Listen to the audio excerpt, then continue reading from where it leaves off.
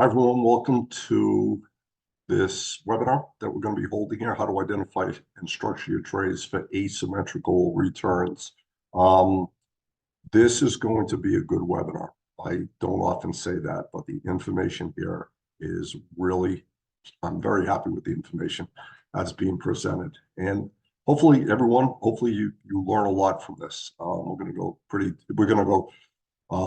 pretty deep, but you're going to see things that are playing itself out in live trading in real world, what's going on a day-to-day basis here. So before we get going, I just want to do a quick audio check. Can you please type in a Y or a yes into the chat box?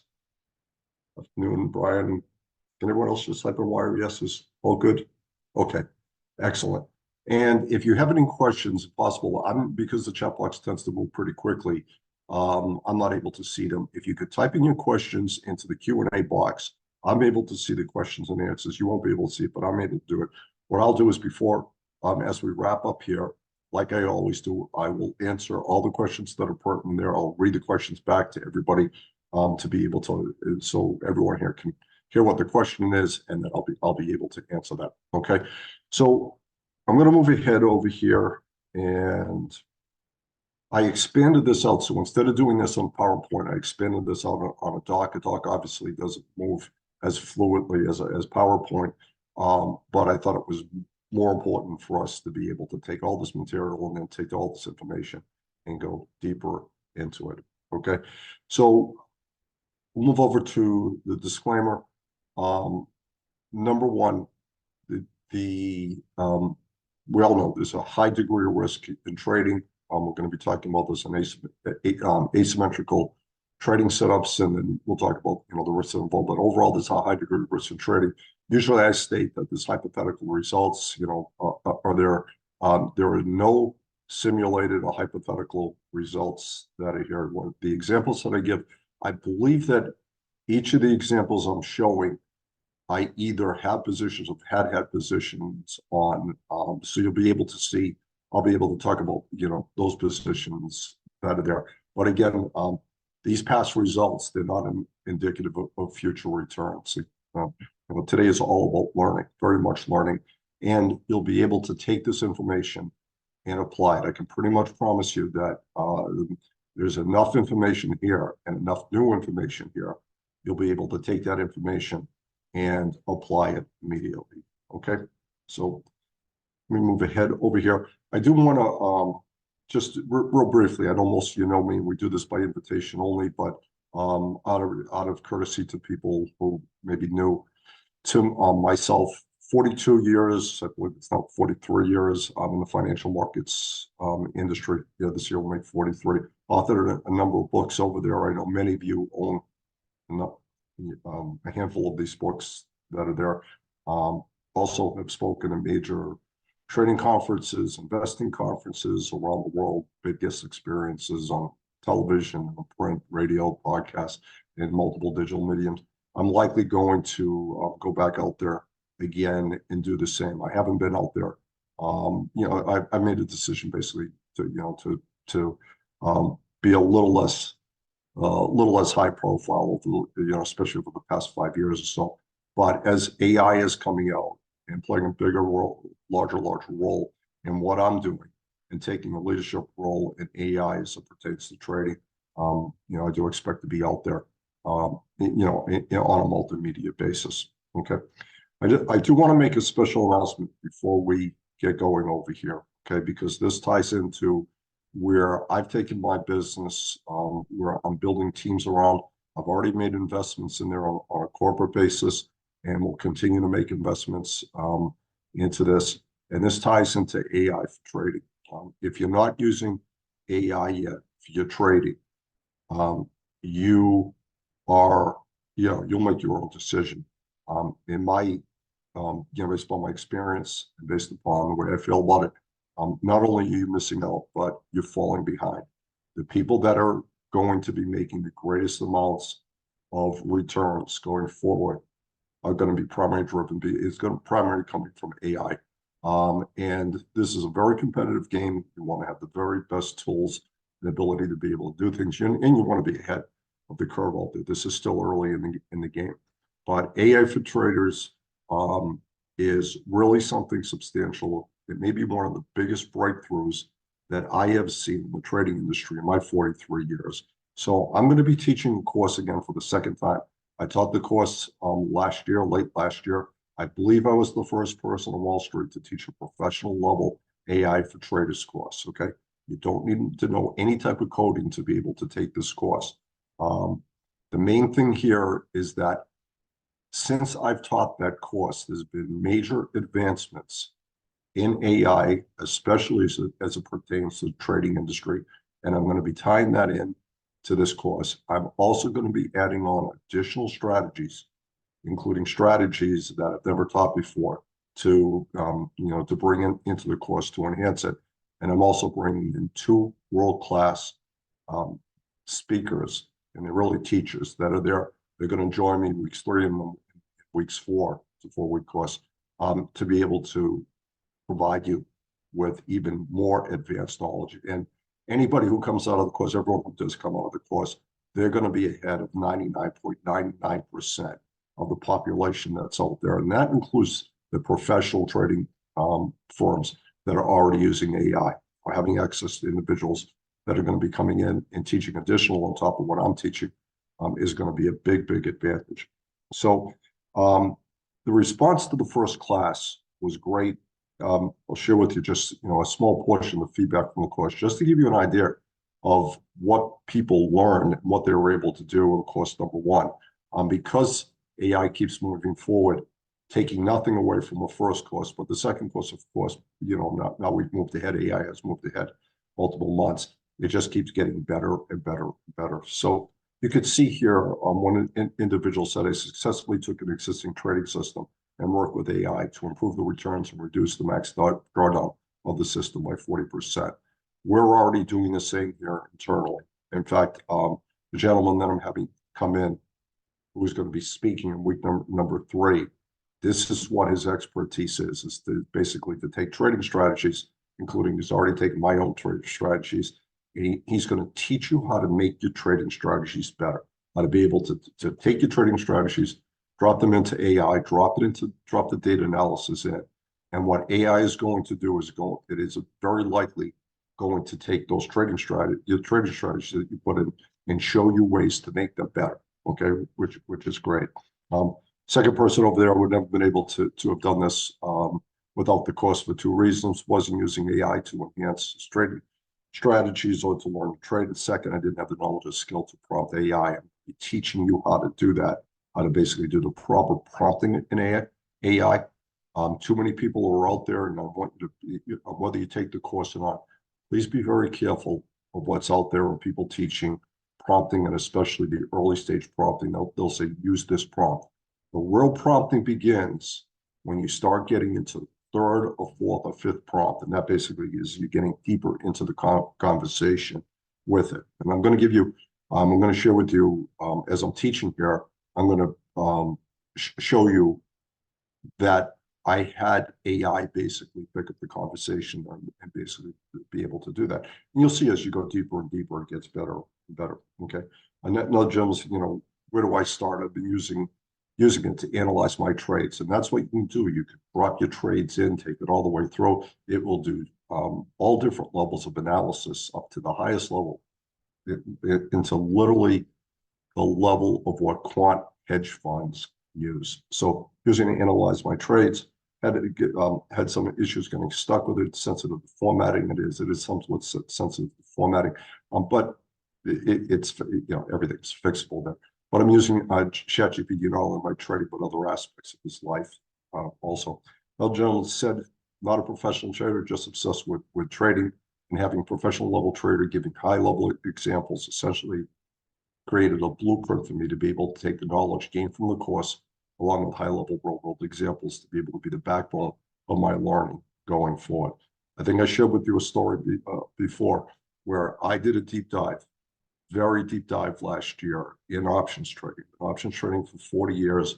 I have what I thought was, I knew I had fragmented knowledge, but I thought, at least I had professional level knowledge, and nothing compared to what I have today. And that's thanks to what I learned from AI, and applied it into the markets, especially into the zero DTs, and we had instant feedback, brought it back in, and just be able to get me to the point where I'm doing things today. And we're doing things, last summer that I hadn't been able to put all together. 40 years of doing it, I was able to put it together in a few short weeks and then in months, and it just keeps going and going. So that's another reason. Again, AI is here to stay. We know that. We've seen this in stocks, but especially as it pertains to trading, it will improve your trading. There's no doubt in my mind about that. Okay. And so another gentleman said it's a game changer. And excellent to take existing trading strategies and improve them with AI. You'll see a common theme over there that you'll be able to take trading strategies and also build trading strategies with AI and take existing, make them better, and also create that. Okay. So and then seeing how an expert in field like Larry Costa is using ChatGPT was very insightful, truly insightful. This is not only about the basics, it was an opportunity to see firsthand how an expert could gain super intelligence. People came out of that class and did have super intelligence as it did pertain to trading. I use that term throughout the course. Super intelligence is really what AI is able to do. You hear a lot that's out there of processes that is put into place. We see this in the stocks that are being used. Less people, though, there's a less awareness of just how much you can learn and how much you can teach you. And I gave you my own story as it pertains to options trading. This ties into a number of the things that I've used and I have, other people have used that I've worked with that go deeper and deeper in having AI teach them. So again, this is where the future is.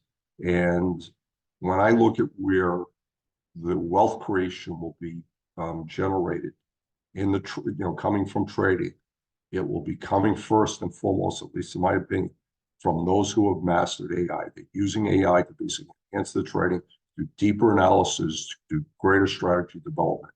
It's all the way through. Okay, so if you're interested in this, and as we see, it's a revolutionary new technology.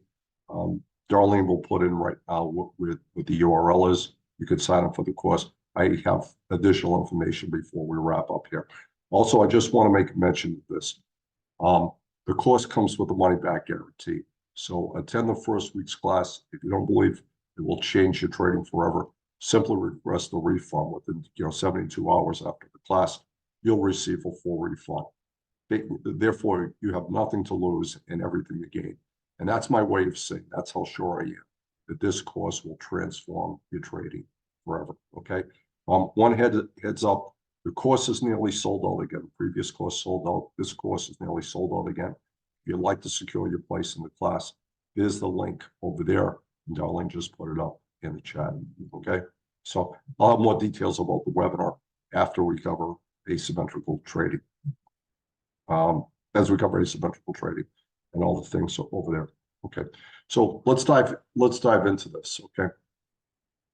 If you take a look at where the greatest wealth is created in trading, it often comes from asymmetrical trading. And I have a full description of what asymmetrical trading is for those of you that are new to it, or maybe have some questions about it. I have a complete definition that's here. So when you take a look at many of the best performing hedge funds in the world, they created their wealth by placing themselves in positions where their strategy is to make many times what the initial risk, okay? And that's at the heart of asymmetrical trading. It's basically risking one unit in order to put yourself in a position that or an opportunity to make multiple times that unit, okay? Risking one to make multiple times that unit. So ChatGPT knows asymmetrical trading extremely well, okay? And in fact, much of my own trading now is done around asymmetrical trading strategies, okay? Building positions that I'm looking to take positions where I'm risking, again, one unit is a fixed dollar amount in order to make many times that amount. And in last week's webinar, you saw one example where I had done it with IBM, as it tied into AI. People were not looking at IBM as an AI play. Okay. It was underlooked. I pointed that out last summer. IBM was running ads that were an AI company. And, after the fact, if you think about it, IBM has all the processes in place, has all the infrastructure in place to turn into a major AI player, provide AI services there for many, many years to come. They came out with earnings.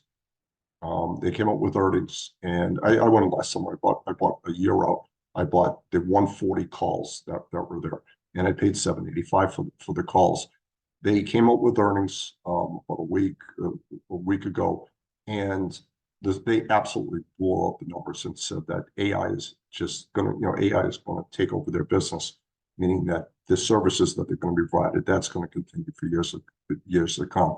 On an asymmetrical basis, those options which were at $7.85. When I went into the presentation, you saw the live price from was the price from a few hours earlier. They were already trading about $52. So you take a look, $7.85, that's the risk, and then up to 52, that's asymmetrical returns.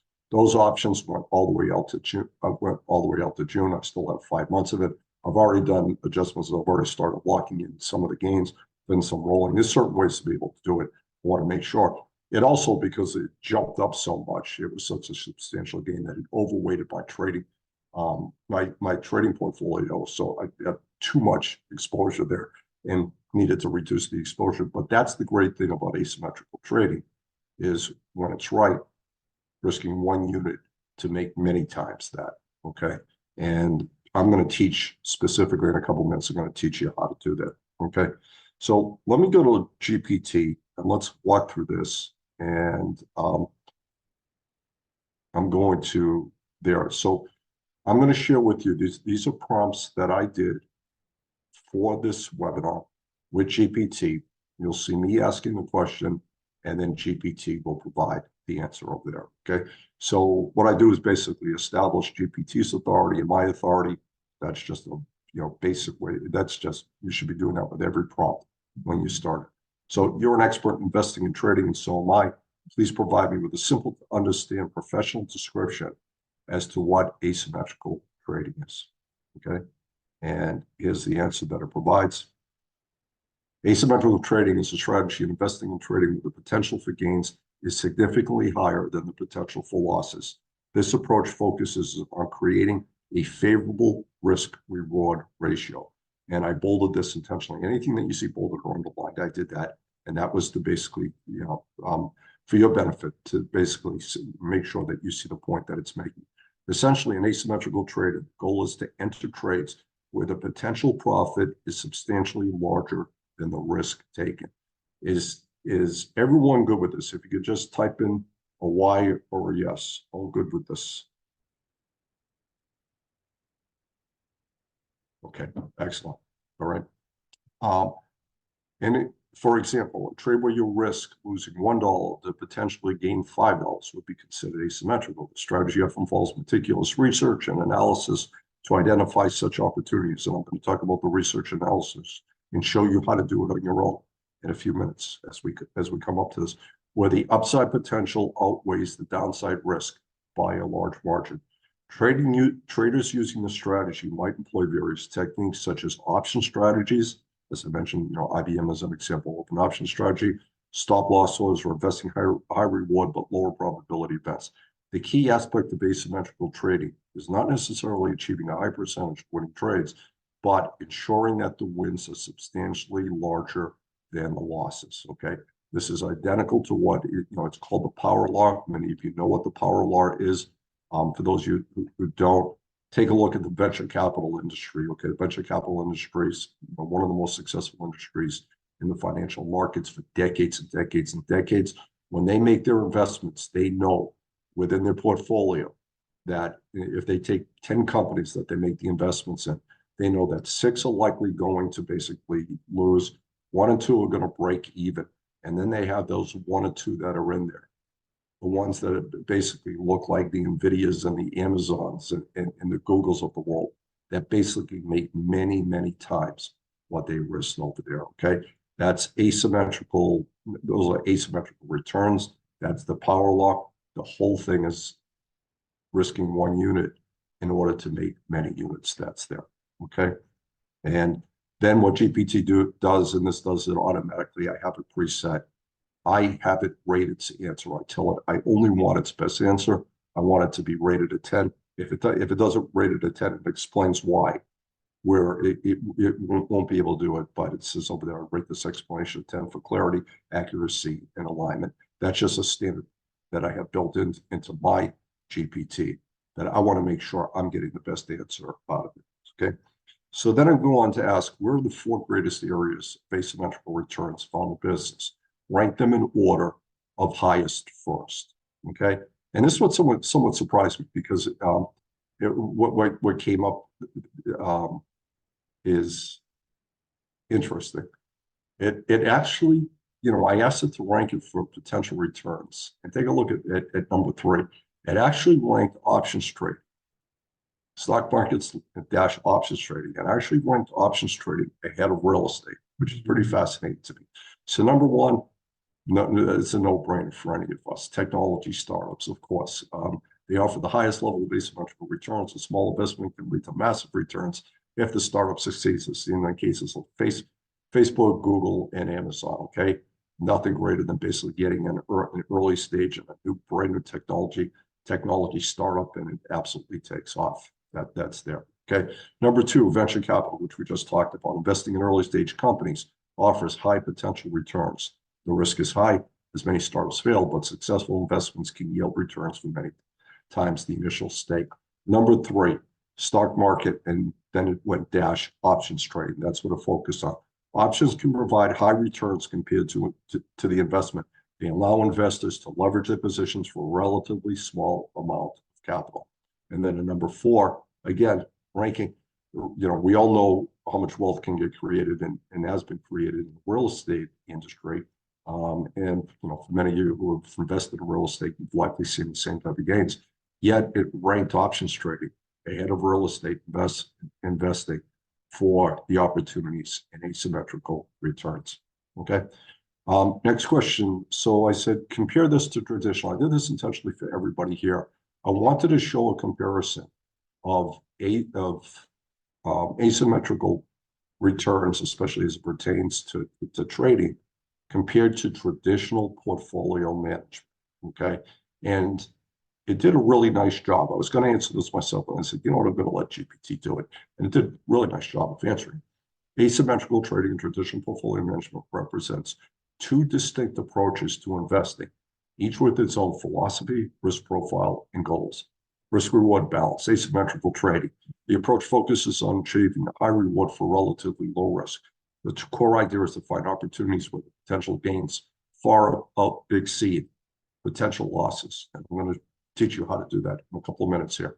It often involves more aggressive strategies that can include investing in high-growth stocks, leveraging derivatives like options, and capitalizing on specific market events. I'm going to cover that part also. Traditional portfolio management, which is what we're all used to, and that's what makes up the majority of investments that's out there. But if you think about your portfolio, portfolio management as a whole, and you take a look at the stock market as a whole, the market has averaged something like 10 or 11% over the last X amount of many years. The number was lower after the 2008 market crash, and it's been pretty much a straight run up ever since then, outside of what happened in 2020. Outside of what happened, in 2022. But, 8, 9, 10, 11, 12%, that's not asymmetric. Okay, so traditional portfolio management, traditional investing emphasizes a balanced risk-reward ratio, typically involves diversification across a range of asset classes, stocks, bonds, real estate, etc., to mitigate risk. The goal is often steady, larger growth rather than outsized returns from individual investments. Then it talks about the difference in investment analysis and selection.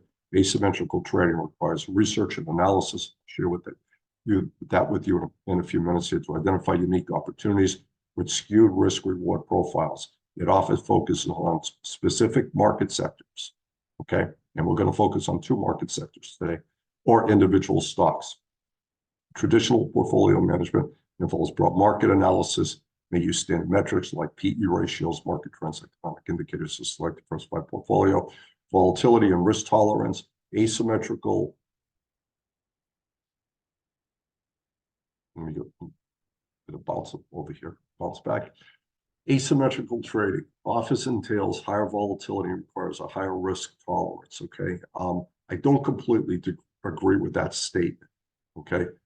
It can be structured in such a way to offer actually can lower the volatility to be able to do it if it's done properly. But I'll go with this for now. It's suitable for investors who are comfortable with potential short-term losses in pursuit of larger gains. That's absolutely accurate. Traditional portfolio management aims to reduce volatility through diversification, generally suited for investors with moderate risk tolerance, looking for steady growth over time. Investment horizon and liquidity. Asymmetrical trading can be aligned with both short-term and long-term investment horizons. And that's a beautiful thing. You can structure trades that can last literally only a couple of minutes or a couple of hours, all the way up to, I gave the example on IBM where I bought those call options last year in the summer, and the call options went out 1 year. Okay, much longer term time frame. So, but it often requires the ability to move quickly to capitalize on opportunities which might depend upon higher liquidity. Traditional portfolio management usually align with long-term investment horizon. Most of us who have 401k plans or retirement plans, much more longer-term horizon that's there, emphasizing gradual accumulation of wealth and compounding returns. Goal and outcome, asymmetrical trading. I underline this intentionally. The primary goal is to maximize returns in individual trades, accepting higher risk on specific investments. Traditional portfolio management focusing on achieving a balanced, steady growth of the entire portfolio with the goal of preserving capital and maintaining moderate growth. In summary, asymmetrical trading is more about finding and exploiting high gain opportunities with a controlled amount of risk, while traditional portfolio management is about building and maintaining a diversified portfolio aimed at its steady growth and risk mitigation over time. Okay. Is everyone good with this? Can you please type in a Y or a yes? Do you now see the difference between asymmetrical trading and portfolio management that's there? Okay. I don't see a lot of writing about that that's out there. I've given this a lot of thought over the years about, the differences between the two. But, again, using GPT-4 and using it and seeing just in a succinct way just how specific it provides the answer to be able to do that, and lets us be able to understand what about. Okay. So I then asked that please name 5 or more proven ways very successful professional traders implement asymmetrical trading. And it goes on to say it gives a handful of ways, lists option trading. That's their number one. Number of ways to be able to do it. So options trading is number one. Leverage ETFs can be done. Event-driven strategies, it lists over there. So that's mergers, acquisitions, earnings announcements. Risk arbitrage, which is a big industry that's there, and especially with merger arbitrage that's in place. What they do is that in risk arbitrage, it basically is exploiting price inefficiencies before or after a corporate event. And then it pointed out the one that we're really focused on: quantified strategies. And I'll be including this in greater depth. I'm going to cover a little bit here today. This is going to be going into much greater in depth in the course, AI for Traders course. So these involve using complex mathematical models. We don't really need to use complex mathematical models. The algos are pretty simple. They're all spelled out that's there. And to identify trading opportunities that offer high returns relative to the risk. Quantitative strategies can include statistical arbitrage. And I'm going to share with you a strategy here today that basically takes advantage of that, where short-term price discrepancies are exploited, and algorithmic trading, which uses algorithms to execute trades based upon the predefined criteria. I am going to share one strategy here with you that does take into account statistical arbitrage. You'll be able to take that and apply it right after this webinar. Each of these strategies requires a deep understanding of market dynamics, rigorous risk management. They're used by professionals who have expertise and resources to analyze, execute, manage the trades effectively. And I'm going to be telling you, as I mentioned, I, along with GPT-4, I'm going to teach you further how to do this in the course. But for today, for the webinar, I do want to cover this, so you're coming away with knowledge to be able to apply it immediately. So then I asked it, name a handful of top performing hedge funds that are known for asymmetrical trading. And this is good to know because some of these are household names. Many of these names you may be familiar with, but in knowing them and seeing just how large they've become, on the hedge fund side, that they're known for basically for doing asymmetrical trades. This is not an all-inclusive list. I can list a number of other hedge funds that are there, but this is what GPT came up with, and they listed others there. I just made this more succinct, for you to be able to see. So several that they've come from, certainly, the best in the world, Renaissance Technologies. They've been doing it for decades. It's known for quantitative algorithmic-based approach. Renaissance is famous for its medallion fund, consistently delivered high returns through complex mathematical models to statistical analysis. But, again, what they're doing is basically looking in much of their trading is to risk one unit in order to make many types of unit. Ray Dalio's firm, Bridgewater Associates, there to do on a macro basis. So it does everything on a tops-down approach, looking at global macro investing and then building positions where they're very much building positions to risk one unit in order to make many times. So they'll come up with a big picture. This is what we're looking at on a macro basis. Ray's been very, very, it has been very, very good about sharing the knowledge that's out there through his books, and then he makes appearances that are out there.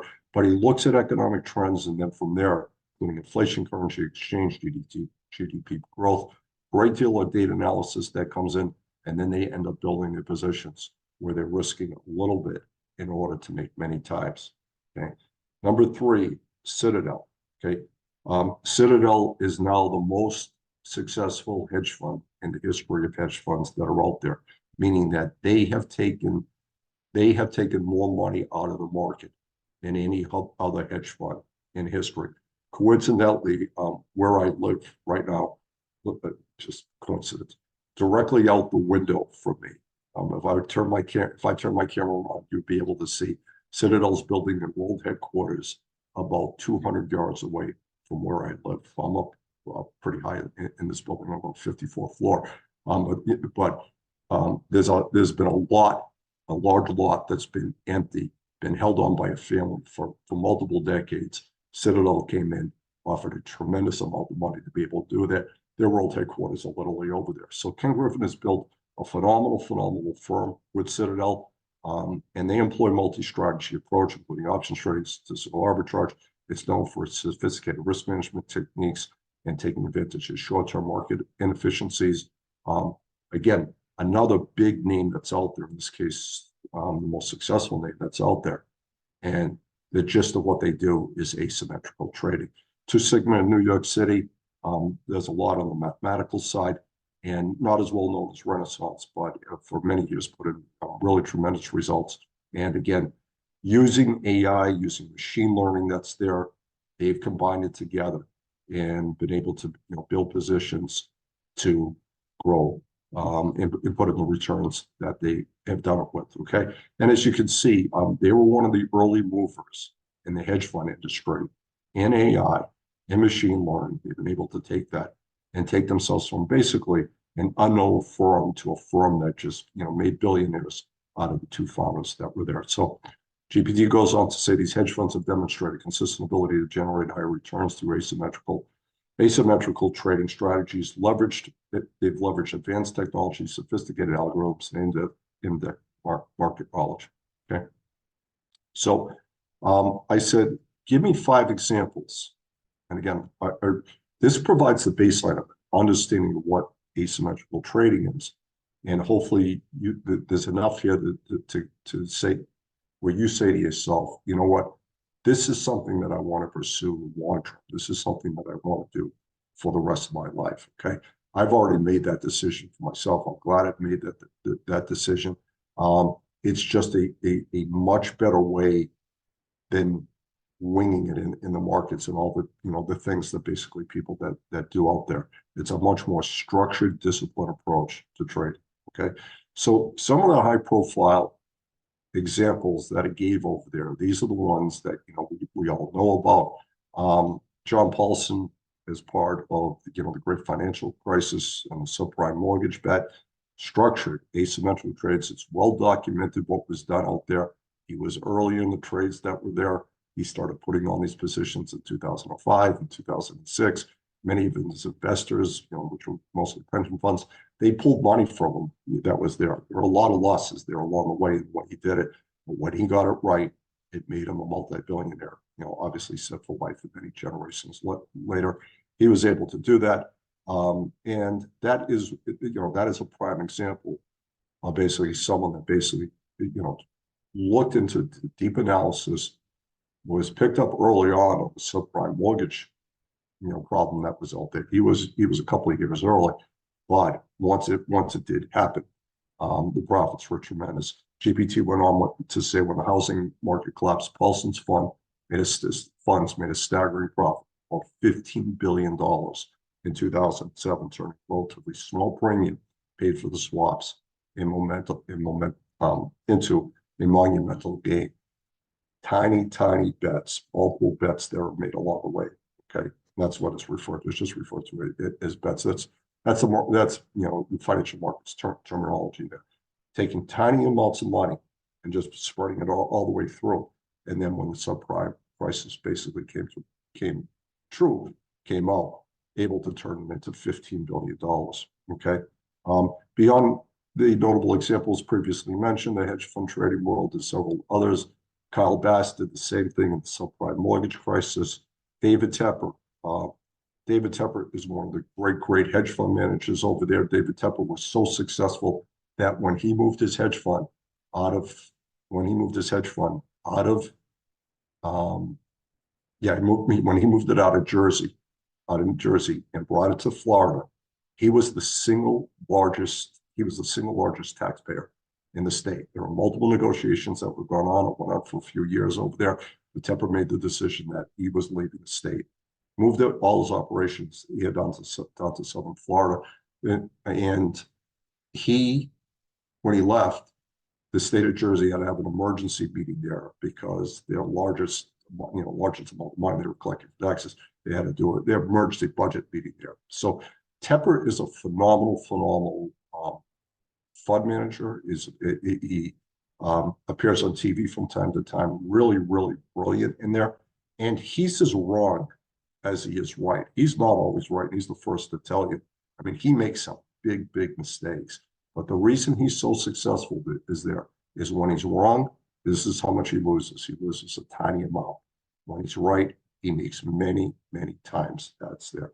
So the example that they gave over there is after 2009, after the market crashed in 2008, and then going into the first quarter of 2009, he made big bets that were out there, bold bets in the recovery of the banking sector, invested billions in distressed financial stocks, including Bank of America, Citigroup, when the market sentiment was largely negative.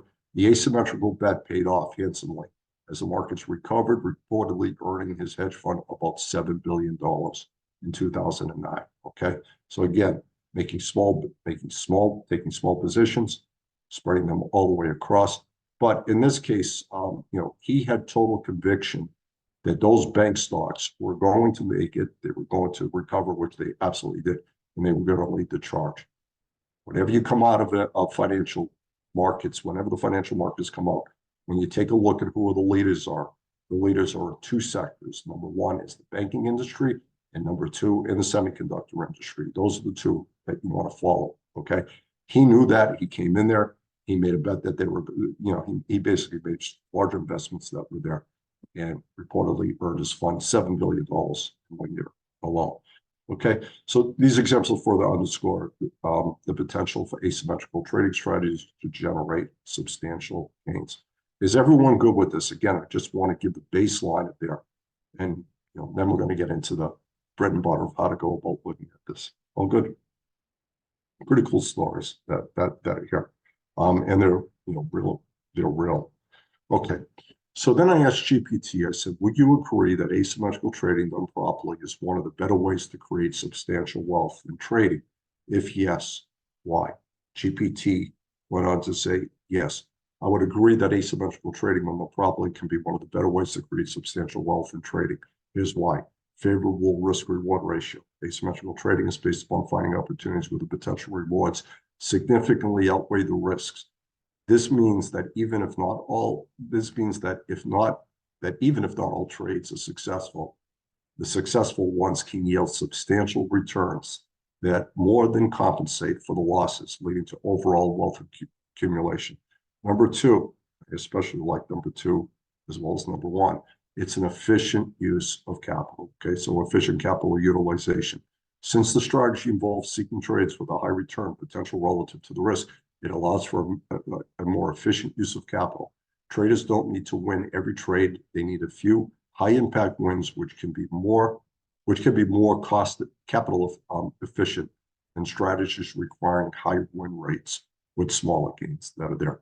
Number three, adaptability to different market conditions. These opportunities provide themselves at all times. Okay, and we're going to look at the ones that they provide here for today in a few minutes. So asymmetrical trading strategies can be adapted to various market conditions, whether bullish, bearish, or volatile, by using different instruments and approaches like options, leverage ETFs, or event-driven strategies. Traders can exploit different types of market movements to generate returns. Leverage is sophisticated instruments. Obviously, options are a leveraged instrument. This approach often involves the use of sophisticated financial instruments, including derivatives like options and futures, which can provide leverage. Leverage can magnify gains, though it also increases risk. We show ways to be able to contain that risk to a far greater degree, potentially leading to substantial wealth creation when used judicially. Apologize for that. Hedging and downside protection. Asymmetrical trading isn't just about seeking large gains. It's also about protecting the downside. Many asymmetrical strategies inherently include hedging components to limit potential losses. I'm going to show you this in a couple of minutes on how to do that, which is crucial for preserving capital while pursuing substantial wealth creation. So I then put in, for everybody here, please type in a wire yes. Do you now understand what asymmetrical trading is and just how big the opportunity is to generate the potential to generate tremendous wealth when it's traded correctly? All good with this? Okay. Has this been helpful? And put this all in place for you? Again, you just type in a wire yes. Just want to make sure this is help, because we're going to get into the trading strategies right now. Terrific. Okay. So I'm going to share with you two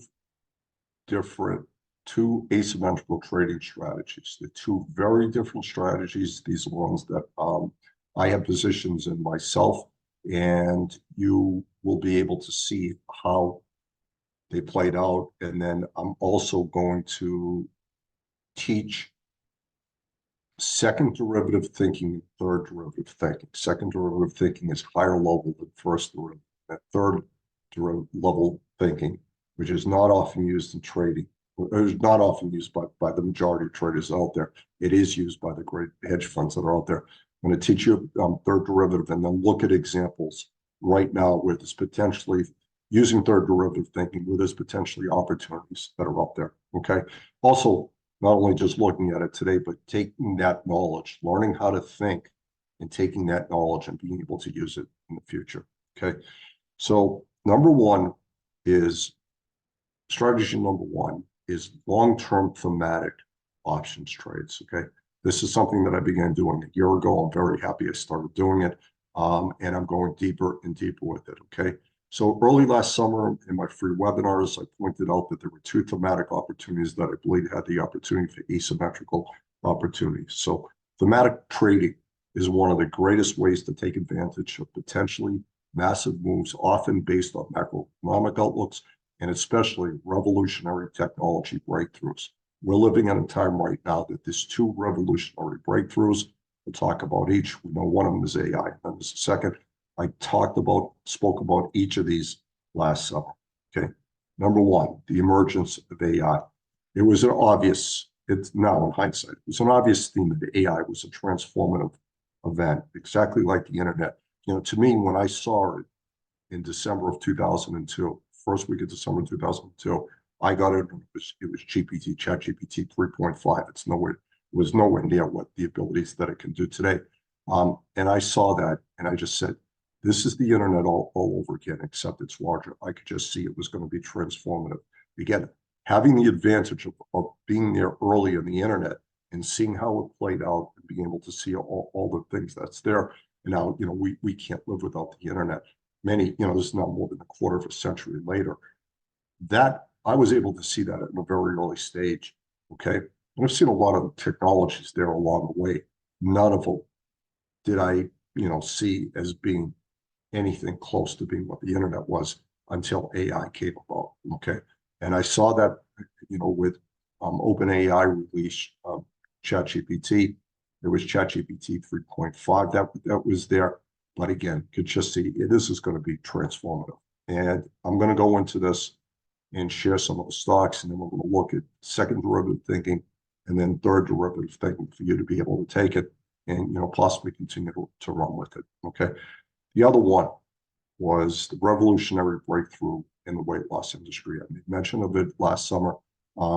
And this came about because happened to be watching on television an interview with the CEO of Lilly, Eli Lilly, came on television, and he said that their medication didn't have FDA approval. It was still, I think it was, I know it was past phase 2. They might have been in phase 3 at the time, or investigating phase 3. But they said that the medication for weight loss was going to be the greatest and most profitable drug in the history of the pharmaceutical industry. Okay?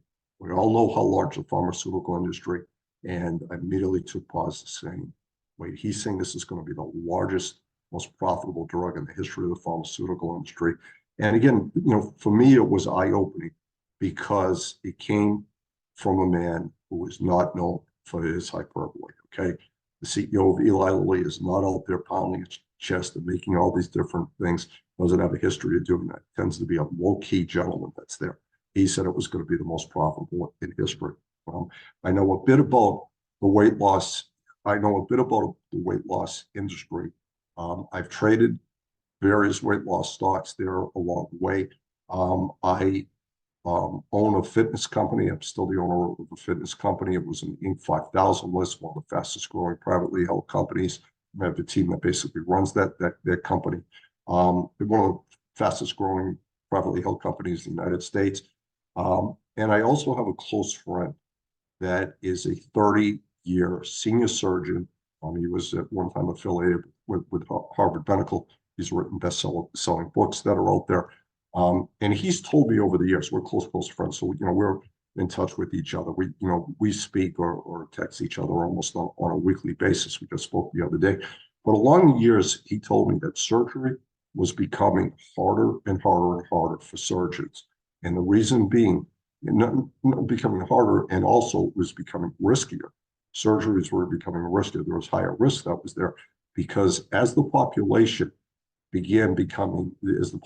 especially in the United States, began becoming heavier and heavier and heavier, there's more complications that come along with it. There's more cutting that needs to be done. They oftentimes come in with some conditions, could be diabetes or some of the other things that are over there. So he, got to the point over the years of telling that surgeries that used to take him and other surgeons 30 minutes to do were then taking them up to 2 to 3 hours to do. A simple 30-minute procedure, we're now taking up to 2 to 3 hours simply because that it was out there. So I have familiarity in that sense, both as an owner of a fitness company, a fitness company that grew very rapidly. I've traded some of these stocks that were over there. And I think, most importantly, the input that I've gotten from a close friend of mine, again, being a senior surgeon that's there, that he's told me, over the years that it's there. So excess weight, often leads to all sorts of complications. I'll bring this back here. Especially as people age, it's a serious problem. And if there's a solution for what is now a massive global problem, okay, the gains in these stocks were going to be parabolic and asymmetrical, okay? And this is all about asymmetrical trading that's there. So right now, there's still, even though the FDA's approval has been there, there's still some social controversy around this. But the bottom line is that anything that's going to make all of us healthier and likely give us the opportunity to live longer and a healthier life because of weighing less, it's great. To me, it's absolutely, great. especially if it's done in a healthy manner. Okay. So on top of this, there are now early signs that there are studies that are now coming out that are showing that these weight loss drugs are also leading to lower diabetes, okay, less strokes, lower heart disease, it's lowering diseases, it's less strokes, it's less heart disease, less cases of diabetes. I mean, this is all good. These are all good that's there. And it's really great to be able to see that this type of technology, a type of technology like this, in this case, in the pharmaceutical industry, is going to help so many people live healthier lives. So the demand for these treatments, this is going to be here forever. People want to be healthier, plus they want to feel better, look better, and we all want to live longer. That's the bottom line. Combine all this together, and it's why it's a revolutionary breakthrough. It's led to tremendous asymmetrical returns over the past 12 months. I'll share with you a couple of them, and I'm going to share with you some of the ways to think about looking at it to be able to go further. Longer term, it may continue. This may continue to go forward. Two leading companies that are out there, both of which I've owned stocks and options on close beginning of last year, are Eli Lilly and Novo, symbols LLY and NVO. His Bloomberg charts on each of these. Okay, so this is going back since last year with Eli Lilly. Okay, the pharmaceutical stocks are not known for basically large, mature pharmaceutical stocks are not known for going up hundreds and hundreds of points. And as you can see over here, Eli Lilly ends up having this tremendous run. It's at pretty close to all-time highs right now. This gap that occurred over there is when they got approval. It was everyone that approval was coming, but once they got approval, it goes. And you could just see the stock just continues to run and run and run. It's many hundreds of points that's there. I can't predict where the future is of this. I certainly can predict, or at least make an assumption, that the technology, in this case, pharmaceutical technology, is going to continue, and it's going to bring a lot of really, great things. It's going to bring good to the world, which is great to be behind. So Eli Lilly, the options in these positions have moved up tremendously. And I believe I'm doing this by memory. I did a quick glance of where my grade. I have to do a complete analysis of last year. But when I did a quick glance, I believe Lilly was number one in my Lilly trading, outperformed my volatility trading. And I do a lot of volatility trading that's there, especially with VXX. Lilly ended up being the symbol that I made most of the money on. Get no guarantees in the future, but in taking this all together and structuring asymmetrical trades, doing it with options, and then knowing how to precisely put on those options and rolling those options as they're rising in price, that provides asymmetrical returns. Okay. Is everyone good with Eli Lilly as an example of this, of the asymmetrical? And again, seeing something moving up many, many hundreds of points. All good with this? You just type in a wire yes. I'm going to give you the second example. There were only two players in this industry. The other is Novo, symbol is NVO, and you can see the move over here, and it just keeps going up, just continues to rise and rise and rise. I want to point out, take a look at the bar all the way to the right. Look at yesterday's bar that's over there. See how it gapped up yesterday? Market had all its craziness there with the Fed and with the Fed announcement that occurred at 2 o'clock. And yet Novo hit all-time highs. The reason it hit all-time highs, what they did was they announced a tremendous strategic plan. It's them against Lilly right now. There's going to be other companies that are coming out, but it's them against Lilly. That's their two competitors. And those are the two competitors out there. And they brought out a tremendous strategic plan to basically capture market share, to provide global distribution for Ozempic and the other drugs, other things that they have over there. You see the stock gapped up yesterday, making all-time highs again. And again, I don't know how far this is going to go, but these treatments here, this type of drug, and these are moving over now from shots into oral, meaning into pill form. This is really still very, very early in the game. Okay, so these are two examples. As you can see, the returns have been asymmetrical, especially through the use of options. And on a personal basis, I've been able to make many times what my initial risk is. Again, no guarantees in the future, There's no promises that it's going to be there. But because I structure my trades in such a way, and even though I own stock in each of these companies, the real gains came on a percentage basis from structuring option positions where I risked a fixed amount with the opportunity to make many, many times that amount. And the Lilly is just a gift that keeps giving, just keeps going and going and going. And I've rolled them a few times there along the way. Okay. So let's now take our knowledge. Let me just ask again. Is everyone good with this? These are just, two examples. We're going to go back and also look on the AI side, and I'm going to show you some opportunities both here in this industry and also on the AI side. Looking forward to be able to do it. All good? Just type in the wire. Yes? Right. Excellent. Let's advance our knowledge and learn how to expand your knowledge. Some of this is going to be new to many of you. Okay. So again, if you have any questions that you're raising them, please type them in. There's a Q&A box. I do see the Q&A, and I will answer these questions here once we wrap up. So there's different levels of thinking, okay, processes that are thinking in over there, all right? There's first level derivative thinking, the second level derivative thinking, this third level derivative thinking. Each level of thinking gets to be a higher level of thinking that's out there. So first derivative thinking is basically the most basic way of thinking. It's pretty much the way everyone starts with. It's the simplest form of thinking. So first derivative thinking, as it applies to trading and as it applies to looking at these things on a revolutionary technology that it's out there, number one, first thing you want to do is find the direct leaders there. Who are going to be the main providers? We just saw this with Lilly. We just saw it with Lenovo. In AI, it's Microsoft, for example. It's up over 100% the last 12 months.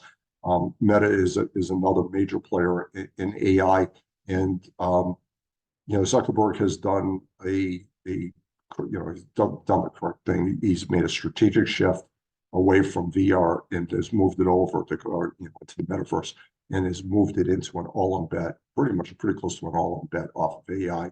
And they're doing some pretty terrific things. I'm not the biggest fan of Zuckerberg that's out there, but you have to respect the genius and the foresight of what he's done. And he's also someone that just is fearless. He's not afraid of making asymmetrical bets. And you could see it in Meta stock.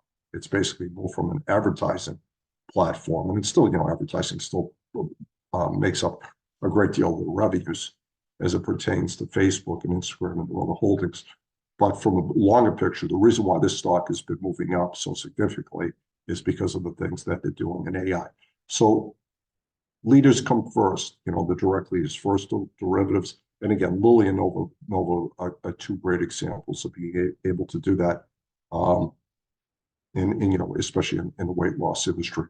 Again, this is the simplest form of thinking. This is where you start. If you're able to get in early in a new technology and new things that's there, you want to start with the direct leaders. Who is going to be the leader? Who are going to be the leaders in this? What are the must-haves to be able to do this? It's kind of like almost like the no-brainers that are there. It doesn't really require a great deal of thinking. It just really requires just proper structuring of trades. Is everyone good with this? If you could type in a yes, because I want to get to the more important second derivative, higher level second derivative thinking and third derivative. All good? Okay. All right. So I'm sure everyone here is familiar with this phrase in one way or another. So there's a well-known and successful business philosophy that states, in gold rushes, sell the shovels, okay? And I'll say it again, in gold rushes, sell the shovels, okay? You want to be the supplier. Find the suppliers that are going to feed the leaders that are there. The suppliers, being on the supply side in any industry, some of you may have created your own love being on the supply side. Being on the supply side, especially in emerging new revolutionary technologies that are out there, is a fantastic place to be. So after you've identified the leaders, what you want to do is say, okay, who's going to be the suppliers there? Who are going to be the suppliers, and who are the need to have suppliers that are out there, okay?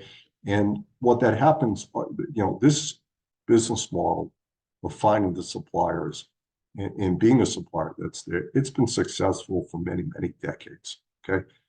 Examples, In AI, simple, all right? In order to do AI, you need the chips, all right? I could have listed a whole bunch of companies over here, but the two big ones that are there, second one is a lot less known, primary, because it's not a US-based company, but obviously NVIDIA, okay? NVIDIA has the majority of the chip market that's out there. NVIDIA stock has just continued to run and run.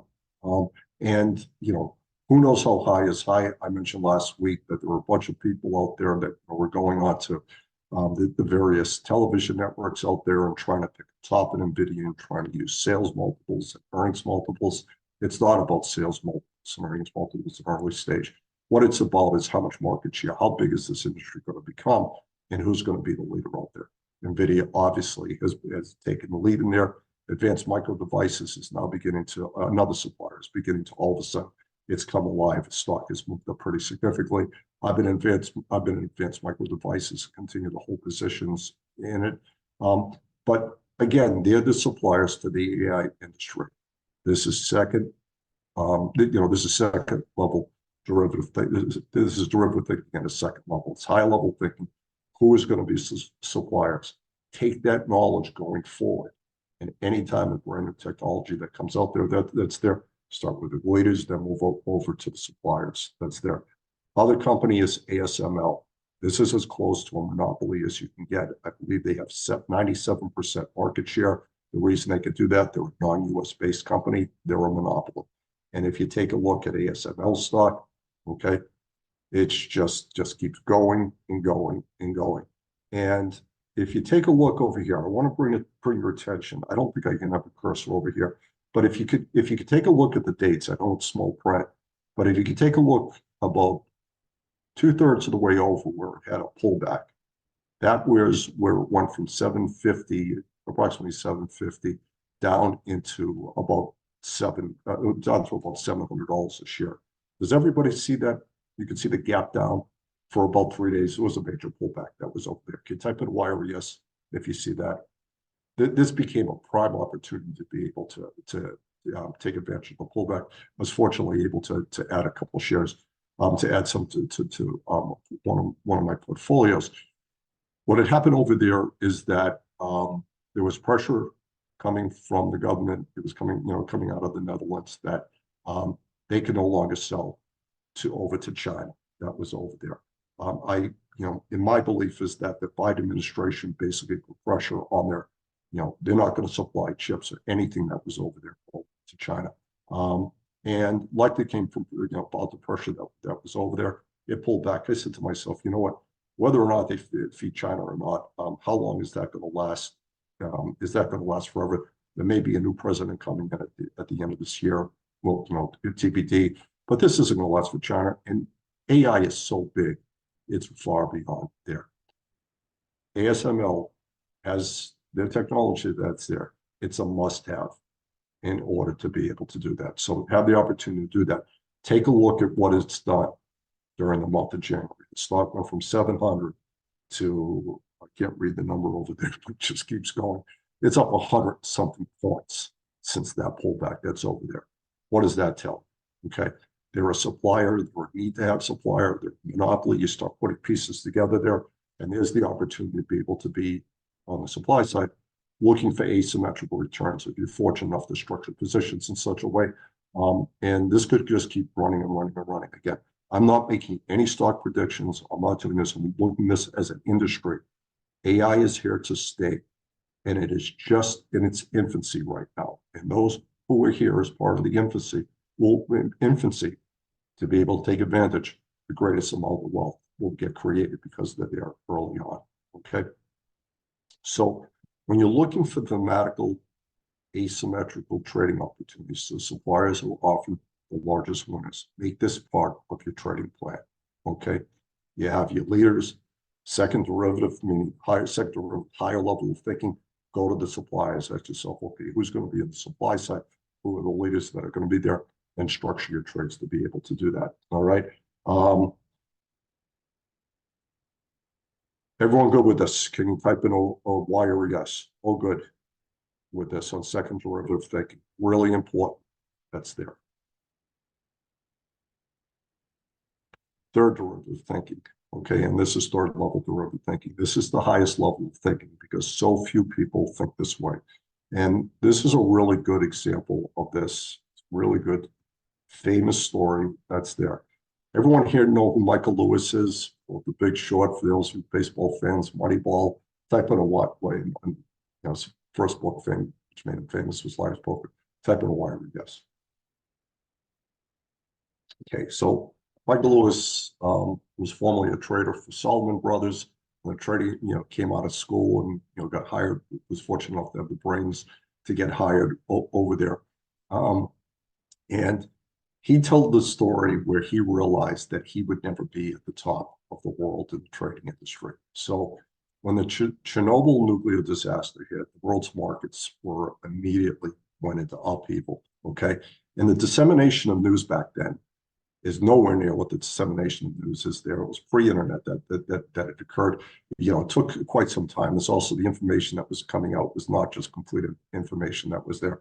Markets were in upheaval over there. So everyone, especially Michael Lewis, as he talked about in his book, was panicking. They were trying to stop all the losses that they had in their positions, and then position themselves in such a way to be able to properly be able to position them. So he was basically doing first derivative thinking. He was trading what everyone else was trading. Basically, there's no edge, not much of an edge, especially at a time when people are doing what everyone else is doing. There's no edge whatsoever in that. On the other hand, one of the top traders that was on his trading desk, instead of panicking, what this gentleman did was he immediately went in, applied third level derivative. It's his higher level thinking. Well, everyone else is basically, all the professionals out there were out there focusing on the individual markets that it was going to, the countries that it was going to impact. They were focusing certainly on the currencies that were there. They were focusing on those type of things. This gentleman was immediately going out and buying potato futures. Now think about it. The world is upheaval. This whole thing, nobody had ever seen this before. This is a black swan event. And this gentleman immediately goes on and figures out that there is potentially going to be a massive potato shortage that's out there. And he goes up and buys up tremendous amounts of contracts in potato futures well before anyone else it came to them. That's the highest level of thinking, okay? And here's why he did it. I'll let GPT-4 tell the story and the details for you. So I asked it, tell me the story from Michael Lewis's book, Liar's Poker, of the trader who bought potato futures when Chernobyl occurred. GP said, Michael Lewis's book, Liar's Poker, a fascinating story is told about a trader who made a significant bet on the potato market in Chernobyl nuclear disaster, during this Chernobyl nuclear disaster in 1986. The story is a perfect example of how traders in the financial markets can sometimes profit from global events, no matter how tragic. The trader in question worked for Salomon Brothers, a major Wall Street investment bank at the time.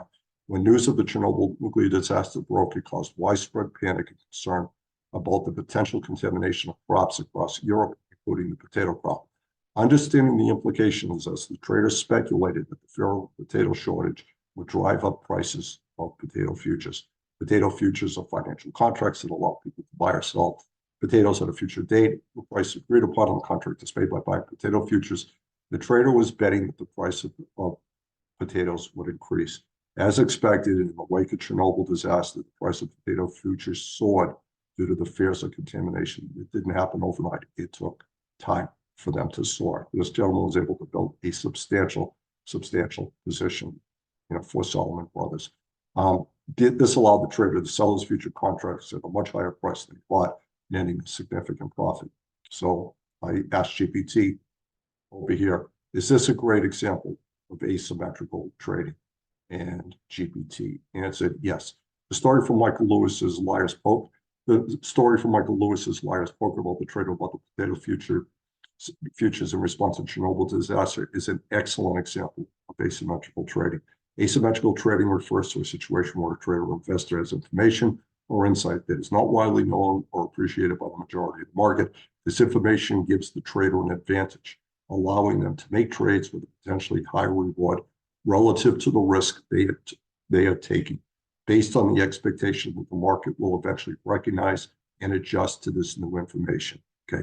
This is a very important paragraph because in a couple of minutes here, I'm going to basically be talking about a couple of things that are out there, both in the AI industry and in the weight loss industry, that are either only just beginning to be talked about or haven't been talked about as of yet. Okay, maybe possible opportunities here. In this case, the traders capitalized on the immediate aftermath of the Chernobyl disaster, foreseeing the event would lead to a panic about food supply contamination, specifically affecting the potato market in Europe. I bolded this next part for you. The asymmetry comes from the traders' quick realization and action upon the insight that the public's fear and subsequent market reaction will drive up the price of potato futures before the majority of the market fully appreciated the implications of the disaster on the potato supply. This strategic move to buy potato futures before the broader market caught on allowed the trader to benefit from the price discrepancy created by the asymmetrical information. The trader acted on foresight of the impact of Chernobyl on potato prices, which was not yet reflected in the market prices of potato futures. When the market did catch up and prices rose, as anticipated, the trader could sell the futures at a profit, illustrating the essence of asymmetrical trading, exploiting a knowledge or insight gap for potential gain. Okay, think about that. That's over there. Now let's bring this back into what we just looked at. Take a look at AI a year ago, and even it's still very early stages over there. Okay, the majority of the world is not using AI, or AI it's not using it, for the many ways that it can be used. Plus, AI just the technology keeps getting better and better, so it's still an early stage. But imagine being there, and some of you were there a year ago when I gave the webinar and basically was talking about that, when NVIDIA was many hundreds of points lower that was there. And also, when you take a look when Eli Lilly was hundreds of points lower, that's over there. That's having that early information, it's early mover over there, and then structuring the trades to be able to risk a fixed amount in order to make many, many times there. These opportunities exist today, and these opportunities will continue to exist for the rest of your life, especially if you know how to structure and put this all together. Okay. Is everyone good with this? Because I'm going to continue to go further with it. All good? If you type in a Y or yes. Okay. So what we just learned, okay, in every revolutionary breakthrough, there are winners. Everyone immediately focus on, okay?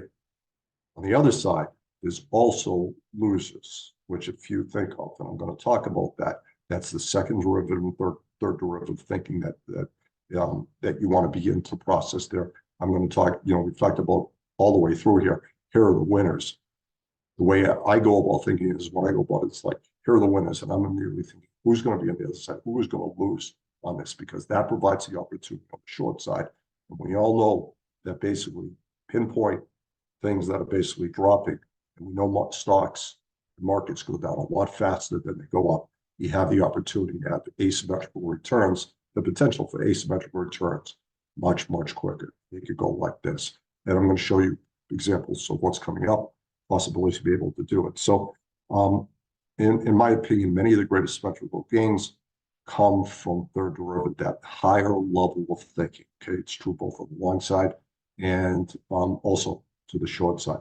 So let's look at an example where the future winners and losers will potentially, I should have the word potentially, because I can't, can't state anything definitively. What we're looking at is where will they potentially come from? The AI industry, as AI continues to grow and grow and grow. It's got many, many years and likely decades ahead of itself, and also in the weight loss industry. And we're going to be using third derivative thinking. AI, potential winners over there using higher level thinking. Okay. This is now beginning to get fanfare. These stocks are beginning to move, okay? But it is not focused. All we're hearing about are the same 6 or 7 names over and over and over again. The majority of the world is focused on the 6 or 7 stocks that are out there. NVIDIA is included out there. Meta's included in there. Google's included in there. That's all well and good. Those stocks have had great big moves. They may continue to go. That's there. Less talk is coming about infrastructure, and data center providers that's over there. In order for AI to handle all this, the another group of big winners are going to be the infrastructure companies, the companies that provide infrastructure for AI, and the data center providers. One of the companies, and I don't make select stock picks that's there, I'm just using this as an example. This company is one of the companies that's well suited and positioned and established to be able to take advantage. AI is going to continue to go and go and go. They're potentially going to be a big winner in this, okay? Company's name is Vertiv, okay? It's an American multinational provider of critical infrastructure and services, the data centers and related facilities. I'm going to share a stock chart that's over there. The symbol is a BRT, by the way, if you want to look it up. And if you take a look, the stock chart is only over the past few months, okay? The stock only began moving a few months ago. It appears to me that it's still early stage of where it's at, okay? This is where they're just beginning to start thinking about, okay, who is going to also participate in this thing, okay? So there still may be time. Again, this is one example. Vertiv is just one name. There's many other names in this industry, data and infrastructure side, that can be potential winners here. But as you can see, Vertiv, again, only just started having its move. If you go back and you take a look at the one chart on this thing, they won't pay much attention to it. Not much different than last year when I showed IBM, that they were not focusing on IBM as an AI play, even though, again, IBM was basically running national commercials. They're saying, we're an AI company. Give it enough time, it proved itself, it's proved it out to be. IBM is now, they're going to be one of the great leaders in there on the processing and use of AI. Vertiv providing that type of infrastructure and data centers there, they're just beginning to move this stock up. So again, be careful with it. I'm talking longer term on things. And again, this is just one company that's out there. There's many other companies out there that go on and do your homework to be able to do that. As Chris, just typed in the chat, IBM's huge infrastructure supplier providing data centers since the 60s. Absolutely. It's another reason. Another reason, why I was bullish a year ago on IBM or a half a year ago on IBM. And it just, again, I don't know how far it's going to go. No one does, but this is still early stage.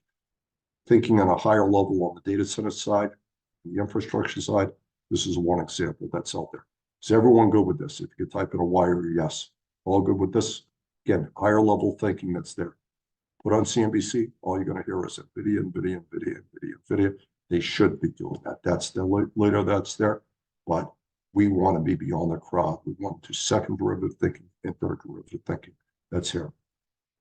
Another place that's here, and I'm just beginning to study this now, okay? And I'm going further and further with this. Electricity. So I just read an industry report that stated that AI is going to require this tremendous amount of amounts of AI of electricity to produce. And just read it. It was last night I read a report that said that the future electricity needs for AI, power needs, the electricity needs for AI is going to exceed the needs of entire nations. Take that in for a second. So the demand for electricity is just going to keep growing and growing and growing, okay? I'm going to go deeper into this for AI for Traders course. It's significant. It would take a healthy amount of time, to go further into this. This is not, for the sake of, for time consideration, can't go much further into it than that. During the course, for those of you who are going to be moving on to take the AI for Traders course, I am going to go deeper into this, okay? And we're going to be using AI to guide us on which electricity companies that are there, how to go about structuring the trades, and to be able to do that. AI will definitely guide you with this because the knowledge within GPT-4, it's vast as it pertains to the electricity industry, okay? All good with this on there. So these are two places, again, using higher level thinking that's there where there's still, potential. We don't need to be focusing on NVIDIA all day long anymore. All good. Again, if you could just type in a Y or a yes, just want to make sure we're all good. Okay, thank you. All right. Having done this now for over 40 years, okay, this part excites me as much as the long side. I certainly love the fact that AI is changing all for the better. I'm focused on the positive aspects of AI. AI is making everything in the world. It's going to make everything in the world just better and better and better. Okay. Same thing with the pharmaceutical. So the weight loss, it's going to make people healthier and let them live longer, healthier lives. That's all for the better for that. Whenever this happens there, I'm automatically think, I go immediately, okay, who are the winners going to be? I go through my thought process that's there. It just doesn't happen overnight. Research has to be done. It just goes deeper and deeper. But then what I do is I say, okay, here are the winners. Who's going to lose on the other side? And what I was able to see throughout my career is that when new technologies come out, when new things get brought to market like this, and where they revolutionize, the losers, they go down fast. Okay. So as quickly as we saw the stocks on the long side, the winners go up, the losers go down significantly faster. Okay. And I'm going to share some of the stocks there with you where they're potentially are going to be there. So losers, I do believe, very much believe, that the greatest returns on a shorter term basis are going to come from this on the short side. On the other side, meaning the companies that are going to lose out to these winning technologies that are there. So creating asymmetrical returns where you take basically fixed risk that's there. Okay. And then I'm going to basically talk about the market time aspect of it, but taking fixed risk that's there. Stocks keep going up, they open the market or whatever it be. The risk is basically contained. In some cases, if you structure the trade properly, you can put on a short position, basically, short position, be able to do that with a certain type of trade. And if you're wrong, you can actually not only not lose any money, but if you structure it as a credit, you can actually make money from it. Okay. But this is what excites me because I have seen this over and over again. I'll show a couple of examples of this, but I've seen this over and over again. That when they go down extremely fast. So this is all part of the learning process. Identify the companies, services that AI is going to be obsolete. This list is endless. I have this list. I keep building out this list. I keep building out the stocks. And what happens is many times it takes a little bit longer for the things to take in. And even yesterday, Jay Powell, the Fed meeting said that, AI on a longer term basis is going to have an impact on productivity. On a shorter term basis, not that great of it. I don't really agree with them. We've seen layoffs all over in many of the companies that are out there. And it's usually done that they're downsizing due to the fact that AI is replacing on a process basis what would normally be needing a team of 50 people to be able to do. It could be done with many less people that were there. I spoke to a gentleman a handful of weeks ago. He works for a major multinational firm. He said that they have one department over there, one major department. It's a multinational, so they have 1,000 employees in that department. They can immediately lay off 500 of those people, okay, and replace it with AI. And again, big company, publicly traded company, very likely going to occur. That's over there. And then he just going over, he gave examples of what used to be. And for those of you who are in the software industry, software engineers will follow that, go look it up online. Okay. So projects that used to take 20, 30, 40 software engineers to build, the majority of those projects can be done. So the junior level people can be eliminated. Those projects can be done by the more senior level people, much less be able to do it. Right now, AI doesn't have the ability to write the complete software there. It gets it 90% of the way there, and then professionals have to come in and make it there. But with that being said, the cost to be able to do this, to be able to create software, is minimal compared to where it was just 5 or 10 years ago. This will have an impact across many industries, not only software industry. But think about VC funding. You're going to go out there and start a software, a SaaS company that's there. It costs many millions and tens of millions of dollars to be able to do that. Now it can be done at minimal cost. That's over there. So it's going to go through many things that many industries that are there. Want to identify the companies that AI is going to obsolete. Okay, I do expect a substantial amount of money this is on a personal basis. This is my opinion, but I expect on a personal basis to make a substantial amount of money trading on the short side over the next 5 years, and what the losers will be there. I'm putting on a fixed risk option positions combinations to profit from industries and companies that AI will replace. On the weight loss industry, obviously, Lilly and Novo has already had an impact on the number of stocks, and more is going to be coming. So in one of them, it's already too late to do it. Okay, I should have known better. I blame myself for not doing this, screwing around. This was so obvious to me right from the beginning, and then it was obvious, and then they were like, the company came out and said that they were going to be offering their people, they were going to offer the opportunity to be able to get Ozempic and get Wegovy and the other drugs that are out there. So they took the stock up, they flipped it up. Weight Watchers, publicly traded stock. It's a volatile stock. I've been in the stock in one way or another for multiple decades that are there. But Weight Watchers, the stock has been decimated over the last 4 months. And I said, sorry, Oprah, because she's the largest shareholder. And she even went out there and, hyped it up that, they're going to move over onto this, being able to provide their customers. Their customers don't want to get their shots from their customers there for weight loss. They've admitted that the weight loss techniques don't have any long-term impact. That's their Weight Watchers has been around for many, many decades. The stock in the last 4 months has been decimated. As you could see, pretty much all the way down. Then, Oprah brought it up there. About 2/3 of the way in, you'll see that rally there. That was the Oprah rally. And then reality has set it. The stock coming into this meeting here, I looked at it earlier this morning, was in the 3s. Okay. I was looking at the option pricing the other day. The long-term option pricing basically gives this company, is basically the pricing of the options, as if by January 2026, there's a high probability that Weight Watchers will no longer be in business. All right. They're going to put them out of business. So this one is an example that, looking at it last year, who's going to be the winners, who's going to be the losers, right off the bat. If you went into GPT and asked GPT-4, I went in there after the fact, a little bit too late. Who's going to be the biggest loser? Which companies, publicly traded companies, are going to be the biggest losers?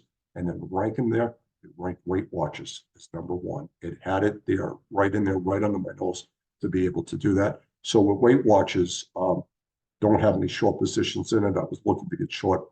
I was looking to get short again. Just looking at it the other day. It's just too low. The options are already priced in that this is going to become, potentially, there's a high probability this is going to become an obsolete company. All right. I'm going to give you a company that just started going down. Right.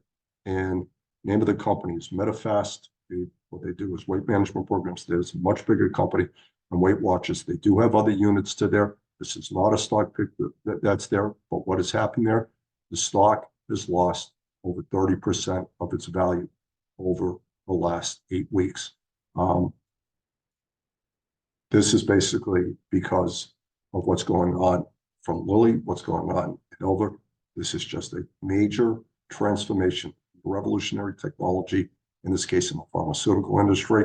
This company could continue to go down. It's at $50-something a share. I do have a small position in it, trading this one. But what I'm going to do is go much deeper into this one. Keep an eye out for the earnings. Let them come out. Let them come out and say, look, we're getting hit because of Lilly and because of Novo. Once they make that, once they basically concede that they're losing, that's over there, it's game on the short side. All right. Is everyone good with this? Because I'm going to give you a third derivative thinking here on the next one. Just type in a Y or a yes. Well, good. And I see that there were comments there. You just take even your comments there. I don't have an opportunity to read them, but if you just put it into the Q&A, we'll do this. All right. This is one that I've had my eye on for a while. And again, this is third derivative thinking that's over there. Okay. Keep an eye out for Planet Fitness. And the reason being is that Planet Fitness caters to a very different crowd than the hardcore fitness companies do. All right. The stock is showing absolutely no evidence that it is being impacted, that the company is being impacted by Lilly and Novo. Okay. The key here is not to get not to try to be predictive and say, Planet Fitness's subscription is just going to, stop. It's going to slow down, or it's just going to start dissipating. The key here is to wait for it to break down. Let it show its hand. That's all the way through with anything. So who's going to be the loser there? Let it first, instead of trying to be predictive about it, let it first show its hand and go do it. Be able to do that. Planet Fitness stock is, just to know that Planet Fitness is a company. I know the company, I know something with the company. It's incredibly well managed. That management team has been in place. The CEO was just resigned a few months ago. I believe he's still on the board of directors, though. That management team, that team has been in place for multiple decades. They're really phenomenal at what they do. They're phenomenal franchisers. That's what their job is. So they know how to identify locations, the land, put together the deals. They're great at it. They also use a number of high-level behavioral techniques to their subscription model. There's a reason that it's $10. There's a reason. And then basically people stay on there. The majority of people who subscribe or are members of Planet Fitness never step foot again in the gym. They go months. But what they don't do is, because of the behavioral techniques, they don't quit on themselves, so they continue to use the membership or pay for that membership over and over and over again. It's a very well-run company. And again, I don't make individual stock selections and picks like that. What we're doing here is we're taking a big team that's in place. We saw things on the upside. We saw things be able to do first derivative thinking, second derivative thinking, and now this is third level derivative thinking. Planet Fitness starts showing, in their earnings, I believe, are coming out on February 22nd. Keep an eye on it, put it in your calendar. Earnings coming good, it's no play. It's maybe too soon, may never happen. But if they do get hit, that's going to be the beginning of the end. It's just going to continue to drop. That means that those people who were going over to Planet Fitness to lose weight have stopped going to Planet Fitness and migrated over and have moved over into Lilly, Novo, and any of the pharmaceutical companies that's there. Okay, it really is going to be game on. I'm going to be pounding away on this on the short side if they miss their earnings. Okay. What have we just learned? This is just a wrap. As I wrap this up, everyone good with this? Has this been helpful? Have you learned a lot? Please type in a Y or yes. I really want to make sure that this has been informative for you. Okay, excellent. Perfect. As you just learned, thematic trading offers tremendous opportunities for asymmetrical returns. We just saw that two ways to be. We just saw that in two industries. So, for those of you who are going on for the AI for Traders course, and the course of becoming a one-person highly functional quant hedge fund, I'll be going even deeper with this as part of the AI teaching you how to identify these opportunities, and just as importantly, how to properly construct your trades. Okay, I'm going to go on to strategy number 2. That's over there. And Darlene, out of courtesy to everybody, if you just put in the link if people are interested, I'm joining the AI class because I know we're getting close to getting filled here. If you could just put that in. Okay. Strategy number 2. I'm going to keep this one simple. All right. Darlene, I'm not sure if you're still out there. If you are, just let me know. There. Good. Thanks, Darlene. This strategy is, I'm going to keep this one simple. I'm going to keep it short. I'm going to show, on a quantitative basis that, again, where GPT had pointed out where are the best places to be able to do asymmetrical trading. This ties into quantitative trading and also ties into it ties into basically looking things on a risk arb basis. Okay, a risk arbitrage basis. So I'll keep it simple. I'm going to here to show one example. This can be applied with the goal of achieving asymmetrical returns. This was one of this strategy is one of many strategies you can apply to. It can be applied to. I taught this strategy. I went much deeper into this, but this is just for this here. I taught as part of the Zero DT and Volatility Trading Mastermind that I taught in December. So there are dozens of variations of this strategy. The goal here today is to share it with you and show you another way to be able to put on asymmetrical trades. I'm not going to spend a lot of time on this. I'll let you go in and just take this. You'll get the recording for this thing, and then go in. You'll have to go onto your own screen and be able to see it for yourself. But here are the rules, okay? Number one, want to be able to identify a highly correlated or inversely highly correlated pair, okay? So looking for two instruments that are highly correlated to each other, or on an inverse basis, inversely highly correlated to each other. In this example, I'm going to give it with SPY and VXX. VXX is my go-to, VXX and UVIX and UVXY. Those are my volatile instruments that I primarily trade. So in this example, we know that when the market rises, usually most often when the market rises, SPY rises, VXX, UVXY, UVIX, they tend to drop, okay? That's been historical. That's back in 2009. I published that research early on, and it's still continuing to hold true today in 2024. Number three, what we're going to do is we're going to take a fixed risk component to this. We're going to in this example, we're going to do an at-the-money bear call spread on SPY. Take in that credit from SPY, right? And then turn around on number four here, all right? And let me go to number four. Assume that it's a spread. So it's a 484, 485 bear spread that's in place. You're selling the 484, buying the 485, bringing in a credit hypothetically of 50 cents. I'm just using round numbers and giving hypothetical numbers that are there. But let's assume you bring in 50 cents for that per contract, okay? Turn around, you take that 50 cents, which is $50 per contract, and you take the credit, proceed and buy, let's say, buy a VXX put with it, okay? You may be able to do it as a credit, meaning that it may not cost as much as $50, may cost a little bit more, but essentially it's taking that credit spread and applying it over to VXX. And this is the way it works. If SPY sells off and it closes under 484, that's where you sold your call. You gain the credit, you lost the spread.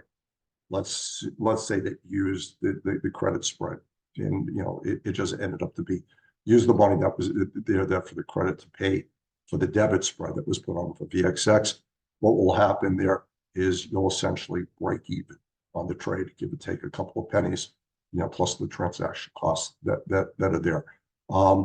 So what that means is that, again, SPY dropped, credit spread you kept, used the money for VXX. There's a high likelihood that VXX didn't go down. It may have, it has contango in place, but I'm going to go with this example. In this example, we're going to go with the assumption that VXX didn't drop, potentially rose. That's there. You broke even on the trade, okay? Everyone go with that? Just type in a wire yes. All good with that part? Okay. If SPY closes somewhere between the credit spread, 484, 485 spread, somewhere there, you have to close out the position, get a buyback portion of the credit spread. Depending upon the behavior of VXX, the overall trade might have made a little, might have lost a little. That's there. The trade is basically, there's not going to be any type of asymmetrical returns that are in place. Again, maybe got lucky, VXX dropped a little bit, maybe made a little bit of money. But we're going to go with the assumption that it's going to make a little, lose a little, no big deal. That's there. Again, think back, we talked about the power law. As it applied to the venture capital industry, that's this is basically applying that. There's going to be examples there that's going to be, let's call it break even plus or minus a little bit of money that's there. Number 8, and this is where the asymmetrical gains come from. If SPY rallies, potentially rallies significantly, your credit spread, I apologize for the typo, it's like the credit spread has a max loss. The max loss is the difference between 484 and 485. You know ahead of time, based upon what you put into the position that was there, that's what the max risk is in place. On the other hand, what you want to happen is you definitely want SPY to rally. You want to root it on, you want it to go up as much as possible, because the more SPY goes up, the higher the likelihood that VXX is going to drop, and potentially there's going to be a vol crush that's going to occur. It's going to potentially drop significantly, okay? And what that means is there's the potential for VXX the puts to go up in price, hopefully to a healthy degree and hopefully substantially, potentially go up 1, 2, 3, 4, 5 times the amount that was risk that was over there. Okay. If it does this again, reports are likely going to increase in value. And at times, and I've been in trades where they've significantly increased in value. When you get that vol crush, when they come in significantly. Okay. So what we just did here, and this is at the heart of asymmetrical trading, what we just did is we risked one unit to potentially make many times, with the goal, the objective of making many times that amount that was risk that was there. Risk one unit in order to make multiple there to do that. We saw that to be able to do that in thematic trading. We now see it that it could be done in different instruments that are there, correlated instruments. You can do this all the way through dozens and dozen ways to be able to do that. But that is how professionals go about doing the trading when they're doing this, again, going all the way through, taking fixed amount of risk in order to make multiple times. That's at the heart of asymmetrical trading. Okay, so there are endless opportunities with this specific strategy that's here to be able to do this.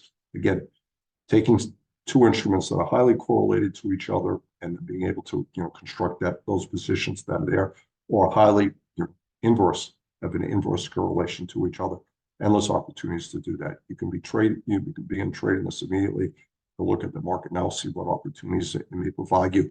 VXX has options that are going to expire tomorrow. You can look to next week. If you want to go further with this, I'm going to be teaching this deeper and further in the AI course, how to identify these many ways. GPT does a great job of being able to teach you how to do this, but I'm going to be leading the teaching that's there.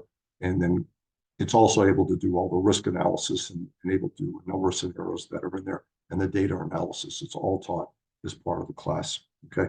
So as you can see, this is a great way to be able to trade overall. Does everyone agree that asymmetrical trading is really an exciting, great way? You could just type in a Y or yes. Oh, good with this. And I'm glad to be able to show, this. It's it's a great time. I mean,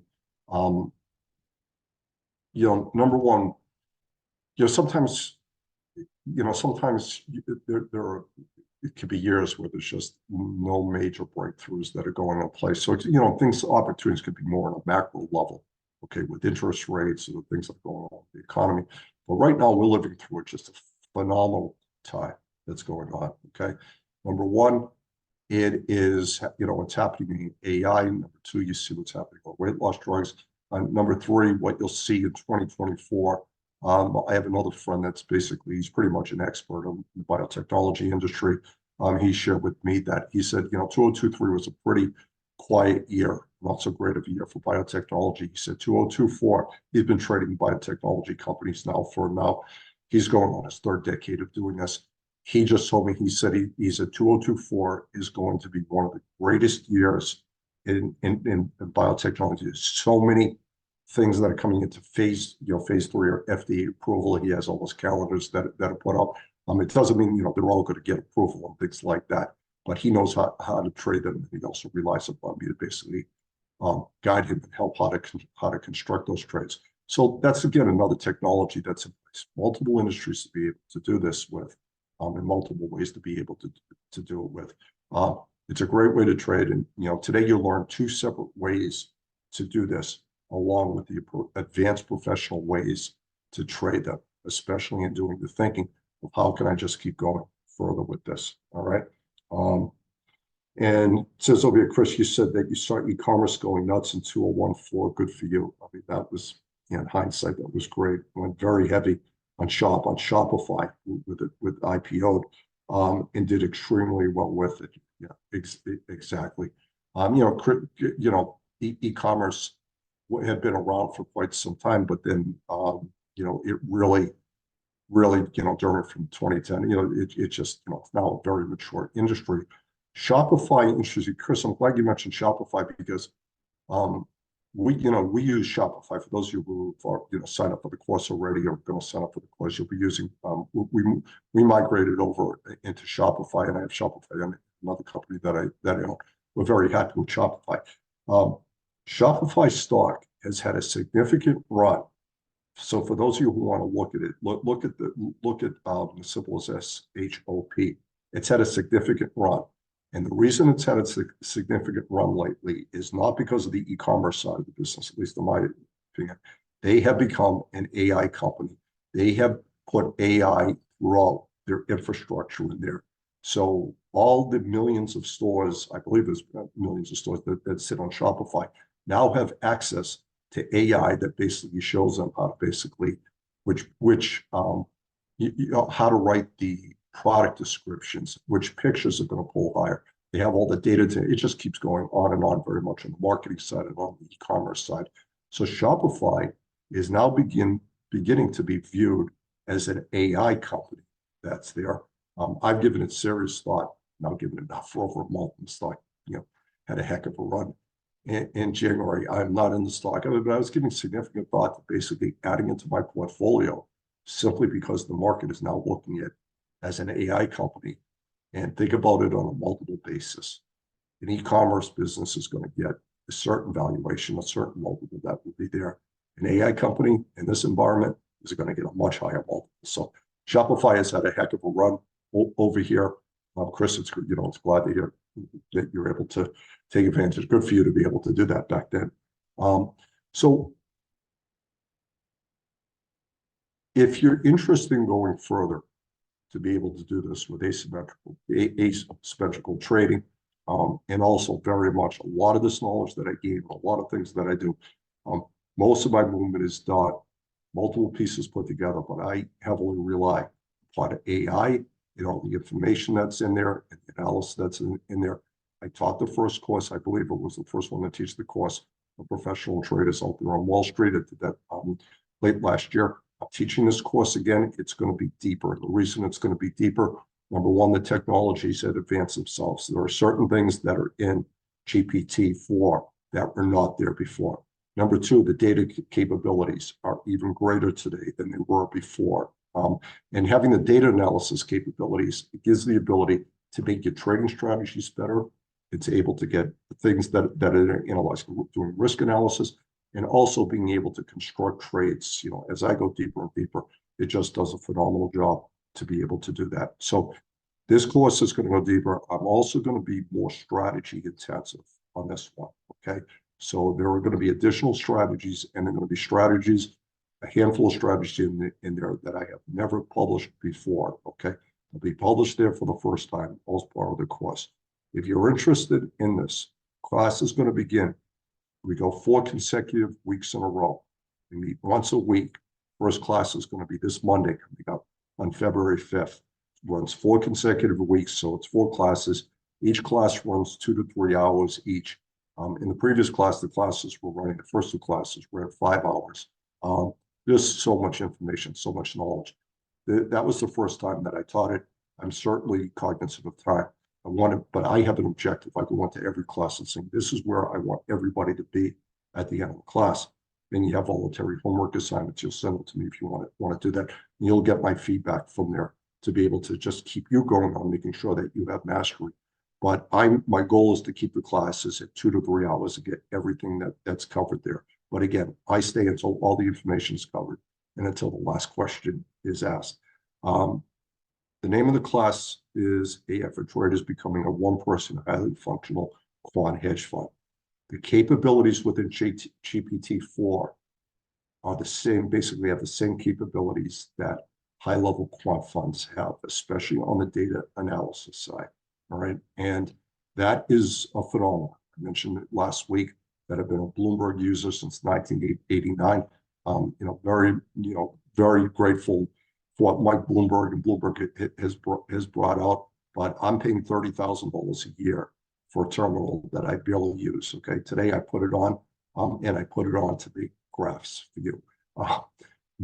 Not the best use of capital, but it's I resubscribed simply because, or renewed it simply because the knowledge that I didn't, GPT just wasn't at that place last June as to where it is now. Now GPT, much greater capabilities as a whole. for my trading than Bloomberg can. And this is saying nothing negative about Bloomberg. Bloomberg's phenomenal. But GPT at $20 a month provides even greater knowledge, even greater depth of knowledge to be able to grow, learn, make strategies better all the way through.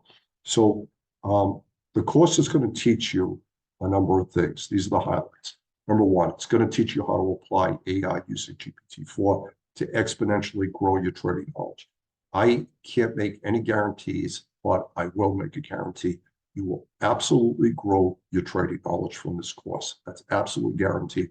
You'll grow your trading knowledge likely within the first hour of that class, okay? This is all about, I've used GPT and I've used AI a little bit different than the majority of the population out there. Majority of the population was using it for process, to be able to streamline processes and do it. I used it as a knowledge center right from the beginning. And it is an incredible knowledge center to be able to do that, to be able to use.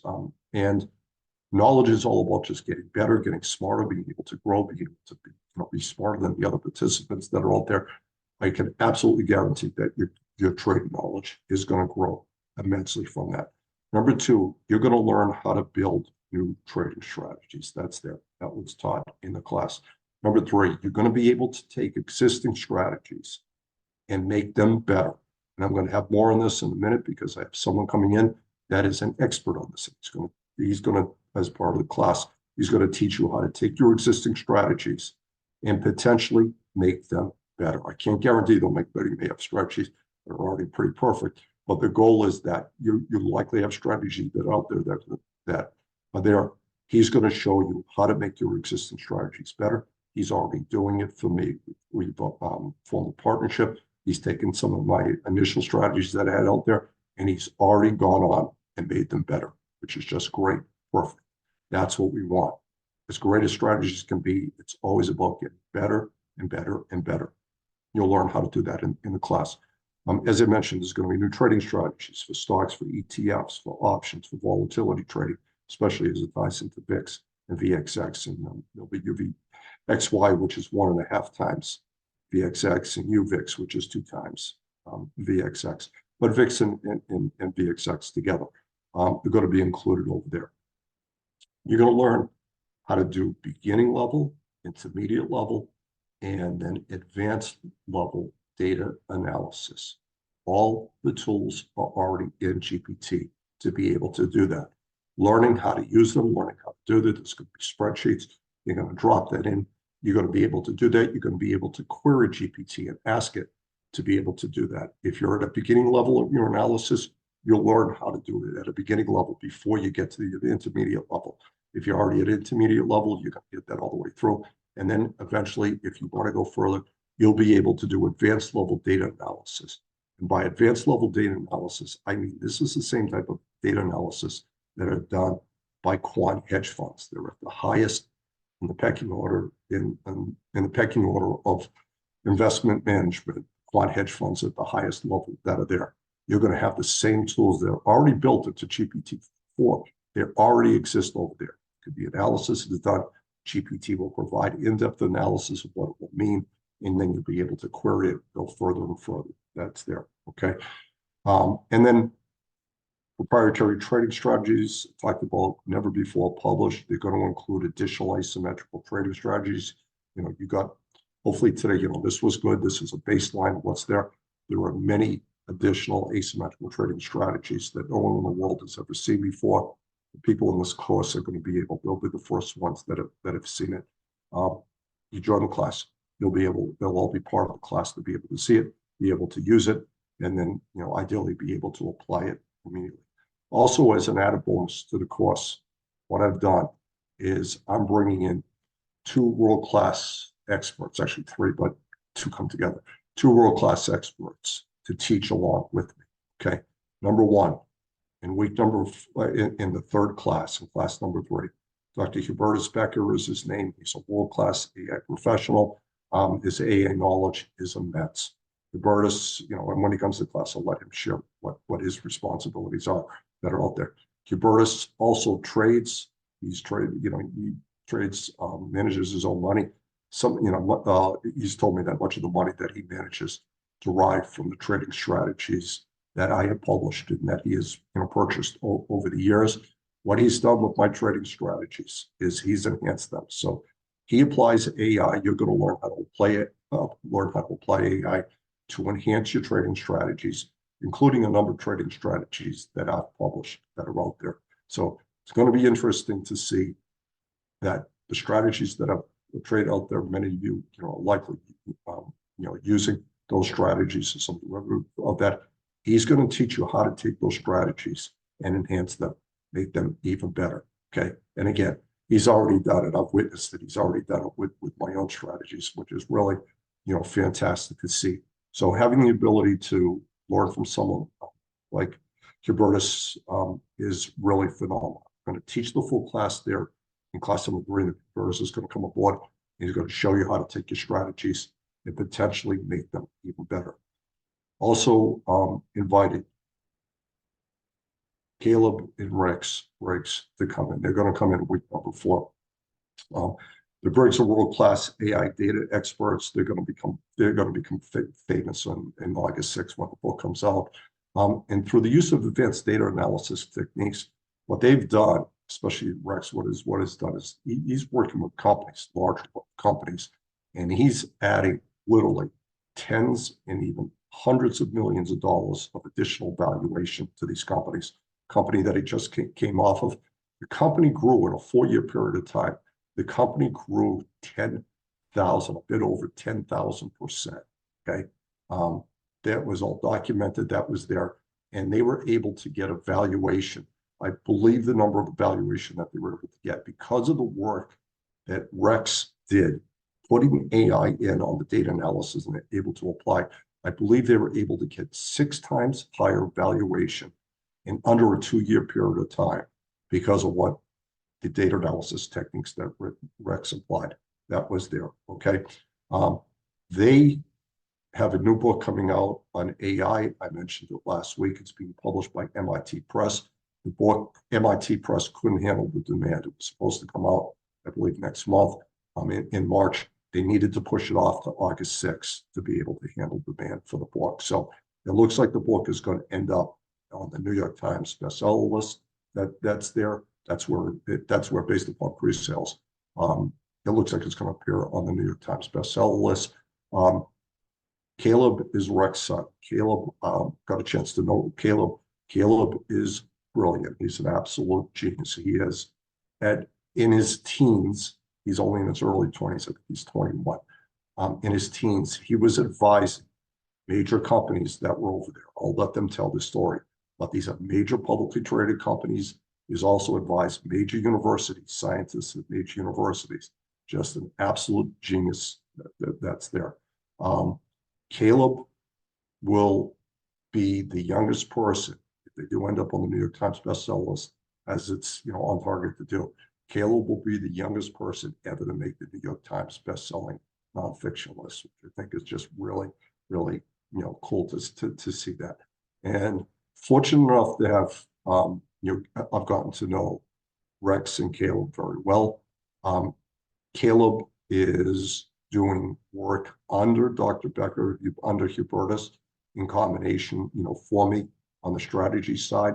So having Hubertus there teaching you how to enhance your strategies in week number 3, and then having Rex and Caleb there in week number 4, teaching you data analysis techniques that basically virtually no one else in the world, maybe a small majority of the world knows how to do. They're going to teach you specifically how to do that. And Caleb, because he's doing work for me, doing work for us on the trading side, they'll be able to apply that data analysis specifically as it pertains to trading. Okay. This is a rare opportunity to be able to learn directly, not only from myself and then on the trading strategy side and on the AI side, but you also have the opportunity to learn from work with 2 different sets of world-class AI people. This is early stage AI. This is an opportunity to get way ahead, well ahead of everyone that's out there.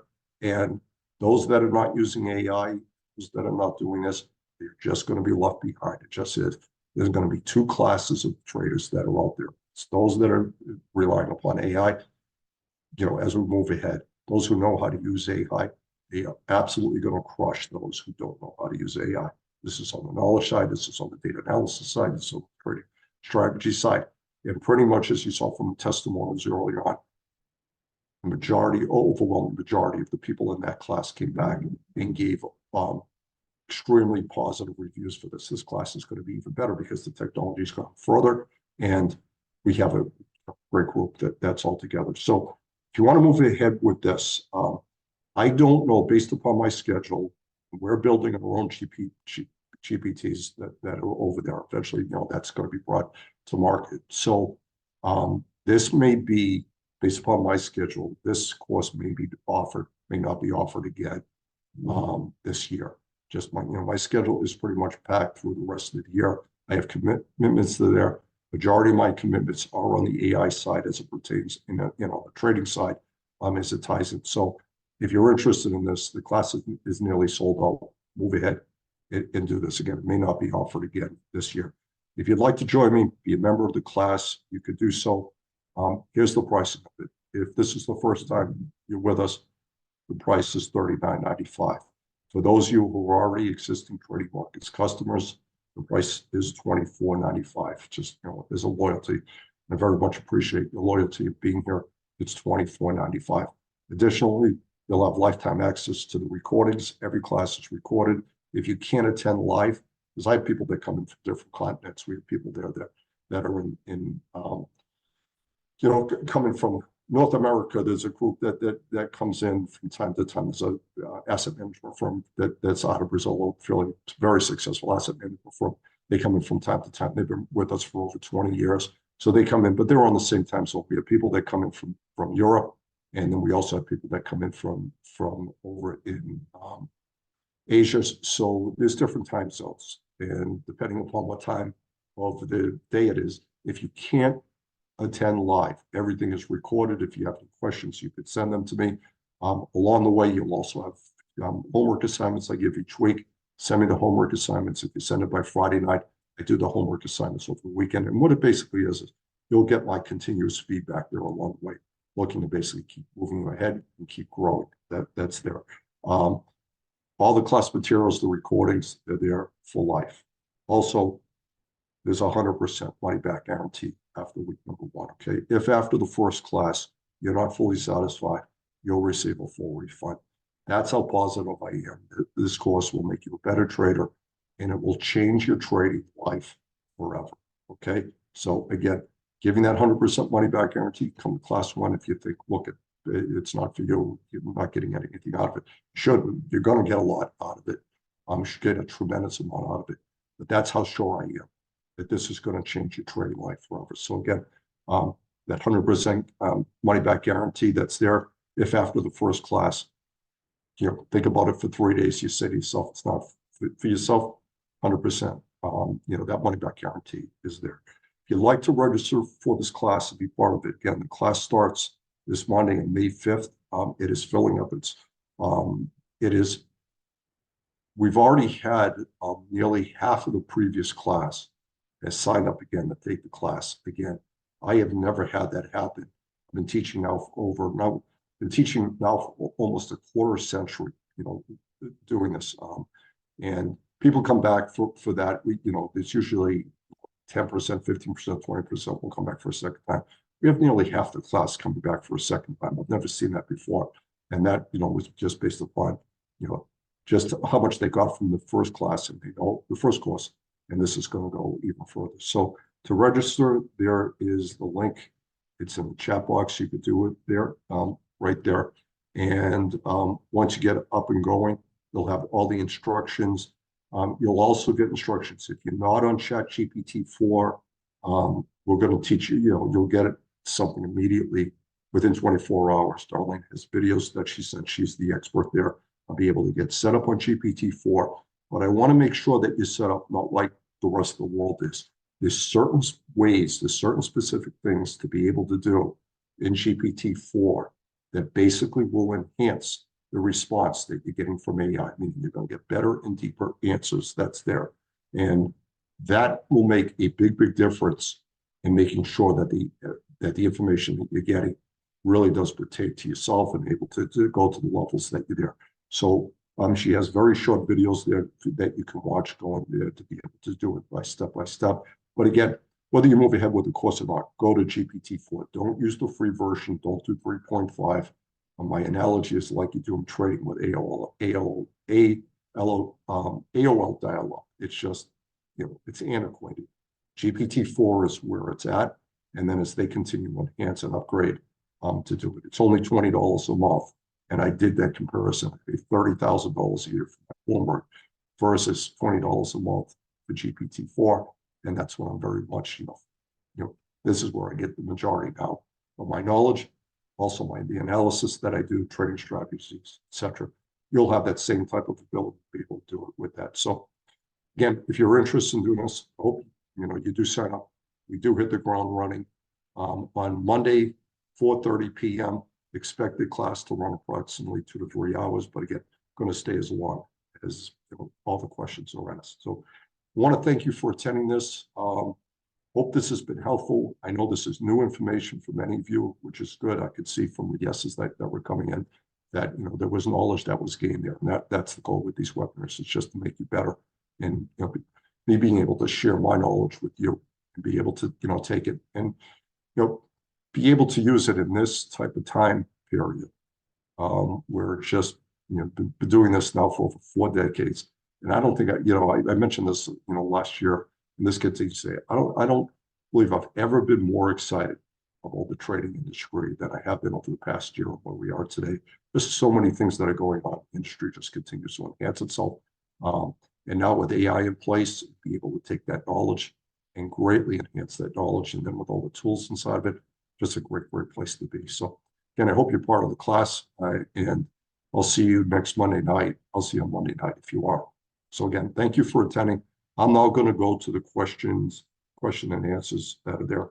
And again, if you want to sign up for the course, there's the link that's over there.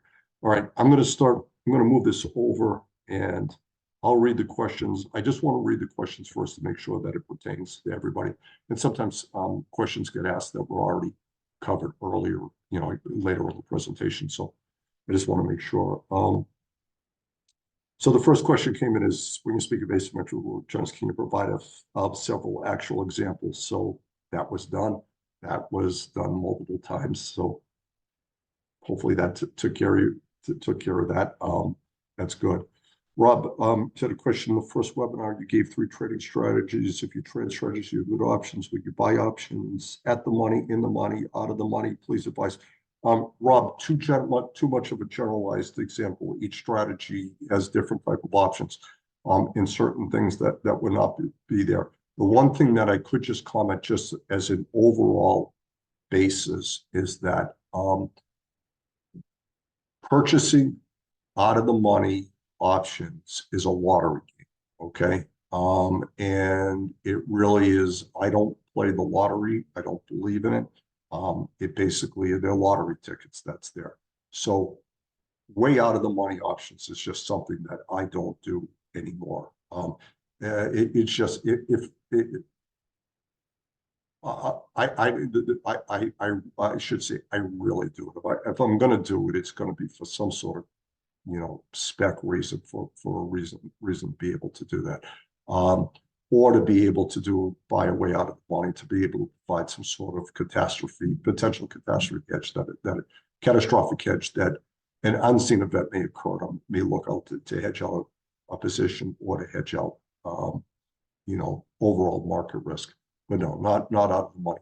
Most of the things that are doing it are either in the money. Okay, sometimes they're deep in the money or at the money. So, in the first strategy that I showed over there on the thematic, oftentimes when I'm putting on those option positions, they start off with something deep in the money there. I'm looking to move point for point. Depending upon where the roll is and different things, I can to an at the money. I can also do some spreads there depending upon volatility skew. And that just simply means is that if I can buy options at a certain volatility and then sell a spread, create a spread out of them, something that's going to be far apart, and something that's very far apart, giving the opportunity to do that. So I believe I have, one of the positions that I have on is with Advanced Micro Devices on AMD. I believe I have the 80 calls along the 80 calls, and there's a credit, and the debit spread was done with the 200 calls. They were crazy priced, okay, at the time. So in the money calls with the 80s, I did it, they were in the money. And then I sold way out of the money, the 200s. And, now it's approaching $200 a share. Once stock got up to, I think, coming into this presentation, into this webinar, I think it was trading 168, 169, 170. So that's the way to do that. Each of those are there on a particular situation based upon the strategy, based upon look at the objective, based upon risk analysis, and going again into AI, basically putting in the scenario. So AI does scenario analysis. Basically, you can do scenario analysis in there, explaining to AI, this is the type of risk, this is the type of trader I am, this is what I'm looking to do, this is what I expect to happen over there. And it will make suggestions there to be able to do it there. And the further that you go in giving it the information, along with the data, meaning the pricing, the implied volatility, the better it's able to do the analysis that's there. So Rob, again, good, a really good question. I can't, it's a broad question, but I was, hopefully I was able to just, eliminate the thought of being, on the way out of the monies as a lottery ticket on the long side. And also just talking about things that can be done very much strategy specific, goal specific, and also tied into, where the implied volatility is off the options. Okay. Rob, thanks for that. So I should get next. Hi, Larry. Are you mainly focused on ETFs these days? No, hopefully you said, you could see I'm focused on stocks and ETFs and options. That's the primary part of my trading. I really do any futures trading. I may expand that. I used to do a great deal of futures trading in the 90s. That was my primary source of trading. I migrated away from that to focus on stocks and ETFs and options and on volatility trading. But it really is. You saw examples of the stocks. We talked about industries, ETFs.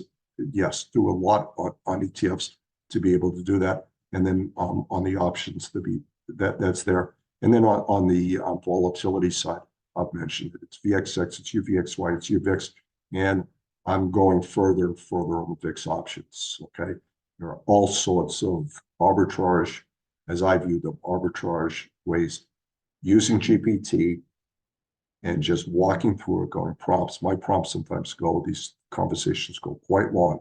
They go pages and pages and pages that they go in there. I'm now beginning to trade arbitrage off of VIX and VXX. I like what I see. It was basically guided by AI and put together, with AI putting all the pieces there together. And so I'm very likely, as this continues, I'm very likely to just be doing much more fixed trading, meaning on greater side, using VXX as an offset with that. Okay. So Sachin, thank you for that question.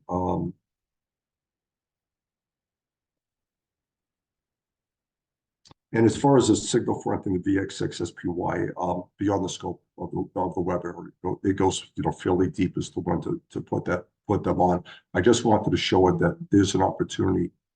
We looked at it on the thematic side, and then we looked at it on basically on the risk arbitrage side. I wanted to show it as an example of the risk arbitrage to be able to do it. For those who are interested in it, I mean, we did cover that deep in the zero DTE course. This is not a sales pitch for the zero DTE course, but that course was covered far in deep in there. It is available to be able to for purchase in the store, but there is a lot of information found if you have the right prompting in place. It's not out there in any books, none that I know of, and I tend to read most of the especially the advanced volatility, advanced option trading books out there. There's nothing like this that's out there. So put all the pieces together and then put it into AI and start really going into deep prompts and deep questioning of it in deep levels. These things do come about. Okay. I'm Jerry. Hi, comment about electricity use of AI. I know that companies are looking to decrease electricity use. For instance, IBM such as low energy chips for AI. It's called Dogpose AI. Can see more and more if you want to ask GPT plus. So look at it. Yeah, good to know, Jerry. So this is going to be, and it's a really good point that you make. This is going to be Um, on the electricity side, the companies that come out, for example, like you mentioned over there, great, it's great to see that IBM, I did not know IBM just did that. So that's even better. I'm, I'm a fan of IBM. IBM has been a dead stock for decades. I mean, it just has. I mean, when I came into the industry, everybody had to own IBM. It was a must-have. That was in the 80s and then in the 90s.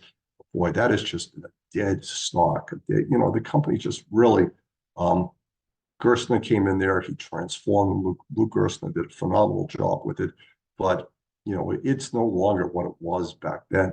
Now all of a sudden it looks like it's gained back on again. Glad to see this on the low energy. And here's the thing, again, looking at it on the electricity side, the demand for electricity is going to continue to increase, which means the demand for low-powered electricity is going to be there. New technology is going to be brought out. I'm glad to see that IBM. We'll see what other players that come in there. You get in there early with the knowledge that demand for these products are going to continue, and you can ride that all the way up. Okay, the demand side of this thing is not going to go away. Okay, AI is just getting larger and larger. It's exponential growth. It's just going to continue to grow significantly. They keep increasing what the estimates are of what's going to be. I thought all the way through, I thought the estimates were too low. I still think they're too low. It's just continuing to grow. That's out there.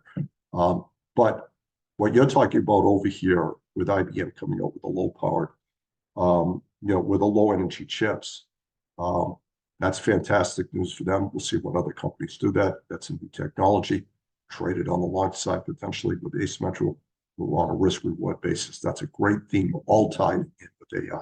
Jerry, thank you for that. Very informative. I very much appreciate that. Thank you. Okay. Next question I have over here. So it says the question was there, will I offer the AI for Traders course in a month, even if it's remotely done? So everything is done online like this. And as later on, as I mentioned, my schedule is pretty packed for the rest of the year. I'm already saying no I've already begun to say no to other business opportunities. I'll begin downsizing the business responsibilities that I have. I'm all in on AI. So I said last year, I'm all in on AI, especially in the financial markets that are there. Me being all in really does require my time, my focus. It also requires building the infrastructure, team members. And you see two of the team members you'll have access to, through the AI course, building out the team members, building out the infrastructure. We're building the tools. We're building our own GPT. I've enhanced my trading with AI and further with it and going deeper with it. So I don't know if I'm going to have the bandwidth in 2024 to be able to teach an intensive 4-week course and be able to provide the type of service that I want to do with everyone. And just to let you know, just to let everybody know, sometimes, and in this case, funds can be tight. There's different things. People are in different ways of cash flow. To be as wealthy as possible, but just, it could all be in assets and not be cash that have the cash available to do it. Shopify has payment plans that are in there. Okay, it's automatically given. I think it's done over 3 payment plans. So if anyone wants to take advantage of that, it's there to be able to do. Again, I wish I could say I'm going to do this course again. I'd like to be able to teach it again, but again, looking ahead what my year looks like, it is total focus on AI, focus, especially as it pertains to trading in the financial markets. Chris, your next great session. Thank you, Chris. As always, we'll be emailing something to you. Python finance program might be of interest. Thanks, Chris, for that. Thanks so much for your time. Chris, you're welcome. Very much appreciate it. Always appreciate your report, Chris. So thank you also. All right. Thank you, Chris. You have it in there. All right. Is everyone good? If you could just type in a worry yes, we're going to wrap up over here. And we have trading coming up. Got to go square off my positions. A whole bunch of tech earnings coming in under an hour, and we'll watch the fireworks happen from there. It's been a fun week so far. All good. All right. Excellent. thank you, everybody. Very much appreciated. Darlene, if you could just leave it for out of courtesy to those who are going to be watching this on a recording. If you can put the link up there. Welcome, everybody. Thank you also for participating in this. And there's the link that's there. All right, everybody. Again, thank you. Appreciate you being part of this. And if there's anything I do for you, just feel free to email me. My email box is usually pretty deep, but I do try to get back to everybody, usually within, under a handful of days' time. If it's anything pertaining to the course, and I know it's going to be time sensitive because the course is going to sell out, I'll do my sell out. I'm going to be able to get back to you. I'll do my best to get back to you as quickly as possible. So again, thank you, everybody. Have a great day, and I'll see many of you on Monday. So again, thank you again, and bye now.